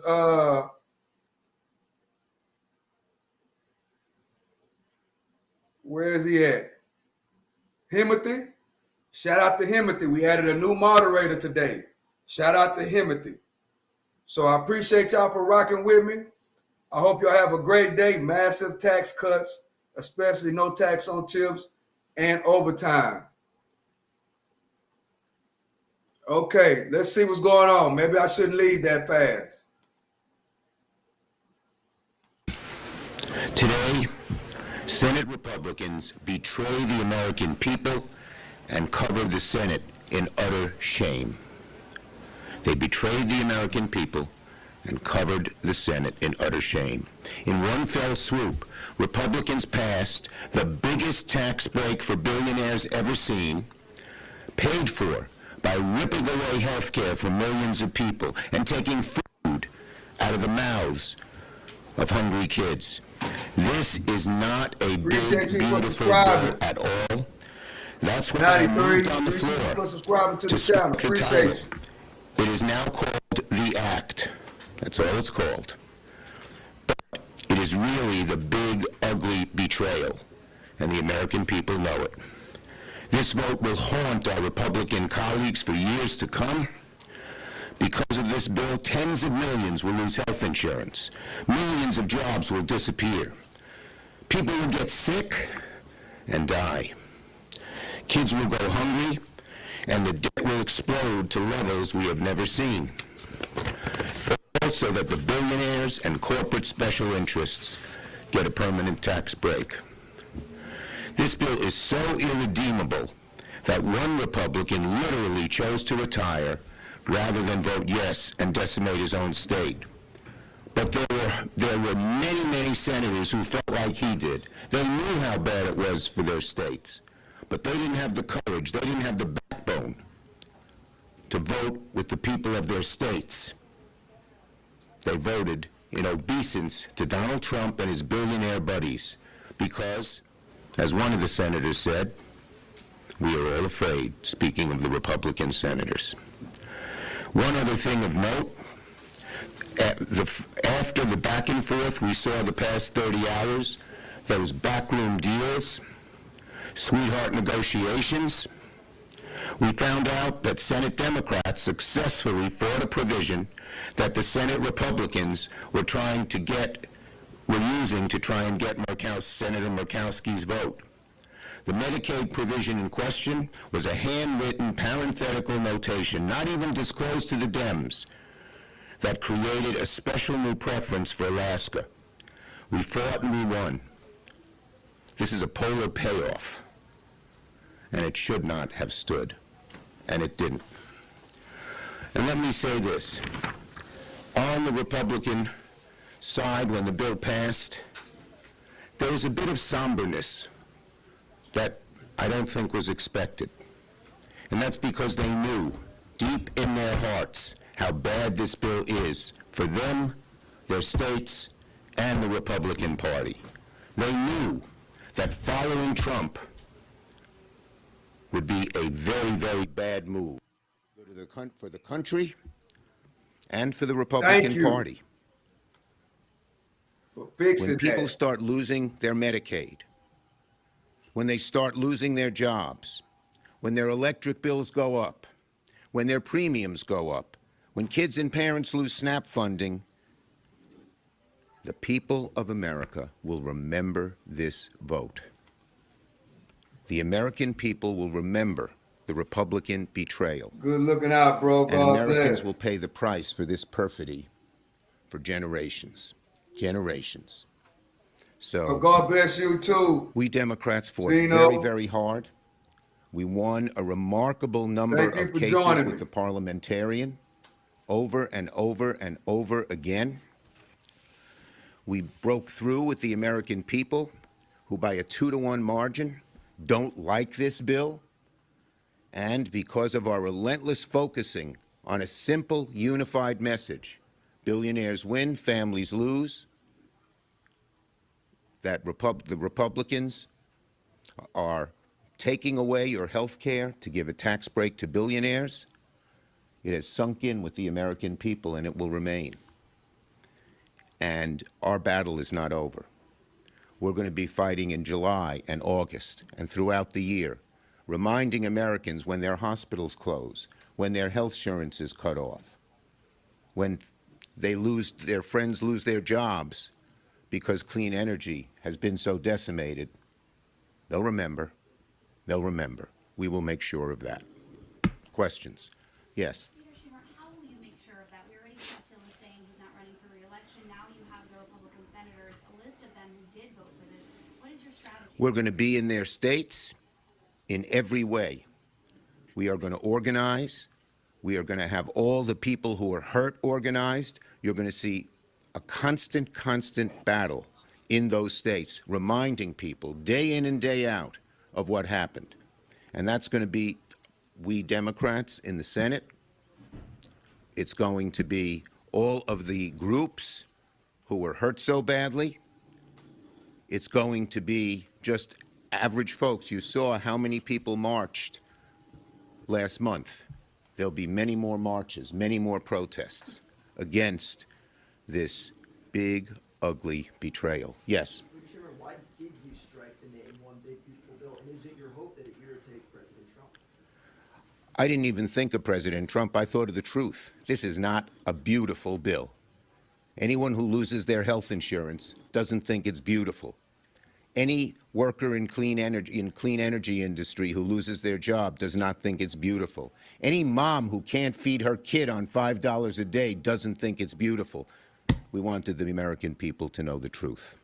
Yes. I just spoke with Dan Sullivan, and he said the Republicans tried 4 times to get the FMAP for Alaska, the special FMAP for Alaska through the parliamentarian. It was rejected 4 times, and he said that they doubled the rural hospital fund. Can you walk through that process? Yeah, the Rural Hospital Fund is a fig leaf. It's putting a Band-Aid on an amputation. $50 billion when $1 trillion is cut in health care? Give me a break. They know it. They know that that money is not going to cover so many of the people who lose their jobs and so many of the hospitals close. It's not enough. But the right-wing MAGA people didn't want. They wanted to slash Medicare. They wanted to slash Medicaid. And they also were unwilling to do what the more mainstream people want. So they came up with this fig leaf. It's not going to work. The American Hospital Association, who runs the hospitals, came out against it because they thought it was a fake. Could you talk a little bit more about Well, let me go to other people. Leader Schumer, with the SALT cap being extended and if the tax cuts are extended too, will your constituents benefit from that, though? Look, the bottom line is my constituents are going to be hurt dramatically. New York has 7 million odd people, 7 million plus people on Medicaid. They're going to get hurt. New York has hundreds of thousands of people on SNAP. They're going to get hurt. New York has tens of thousands of clean energy jobs. Many of them will be gone. They're going to get hurt. So this bill is very bad for New York and very bad for America. It's bad for every state. Ask Tom Tillis. Yes. That's my question. Is Tom Tillis, was he helpful for you in 2026 midterms, given his floor speech and all the statements that he's made about this bill? Well, Tillis spoke truth to power. Unfortunately, not any other Republicans had the courage to do that. But obviously what Tillis said is true. And it's not just him who said it, it's lots of people who said it. But of course, what Tom Tillis said will reverberate around America, and we're going to make sure of that. Yes. You mentioned taking this to voters. Do you believe that this bill, if it becomes law, will help your party flip the majority? And can I also get your reaction to Colin Allred running in Texas? Okay. On the first one, look, we didn't do this for electoral purposes. We did this because we passionately believe how bad this is. That's motivated us. And again, As you saw on the floor, all during the debate, we were on our front foot. We were filled with enthusiasm. The Republicans weren't. They were defensive throughout the debate. And as I said, even when the bill passed, there was a little bit of somberness there because they know how bad it is. But will it affect the elections? Well, that's what America's all about. When something as big and ugly and betraying as this passes, of course it'll be an issue in the election. I'm not going to comment on the Texas race. Yep. Mr. Leader, you talked a lot about the precedents that Leader Thune and Republican leadership broke in this process, especially with current policy baseline. Can you talk a little bit about your willingness to use that going forward when you win? Look, what they did, as I said, eroded the Senate in a dramatic way, and they should be ashamed of themselves. Yes? Back to Senator Tillis. Do Senate Democrats see him as a potential ally? Are you going to try to work with him more in the future? Look, the man was a truth speaker, and I respect that. And I'm not going to talk about using him or anything else. He spoke the truth, and America's hearing it. Last one. House Democrats have far fewer options than Senate Democrats do when it comes to stalling legislation. What are you advising House Democrats to do this week? I'm urging every House Democrat to vote no, and I'm urging Republican House members. We have 6 in New York. This bill clobbers New York. They should, if they vote for it, they're betraying New York. Thank you, everybody. Senate Minority Leader Chuck Schumer there within the past hour here as we are bringing you this breaking news that the Senate has pushed forward President Trump's big, beautiful bill. You can see on your screen here the 3 Republicans who did oppose that bill. Again, Senators Thom Tillis, Susan Collins of Maine, and Wow, well, there you have it, guys. I think that's it. Appreciate y'all for joining me. I'm going to end it this time for real. We've been live for over 3 hours. I hope y'all learned a lot. Thank y'all for subscribing. Thank y'all for commenting. Really, really appreciate it. I will be going live later for the 12th episode of The Walk Down. Come and join me for The Walk Down. Subscribe to the channel. Hit the notification bell. We're going to continue this discussion during the walk down. So I appreciate y'all for joining me. Y'all have a great afternoon. Hope you have a great lunch. With that being said, I'm out.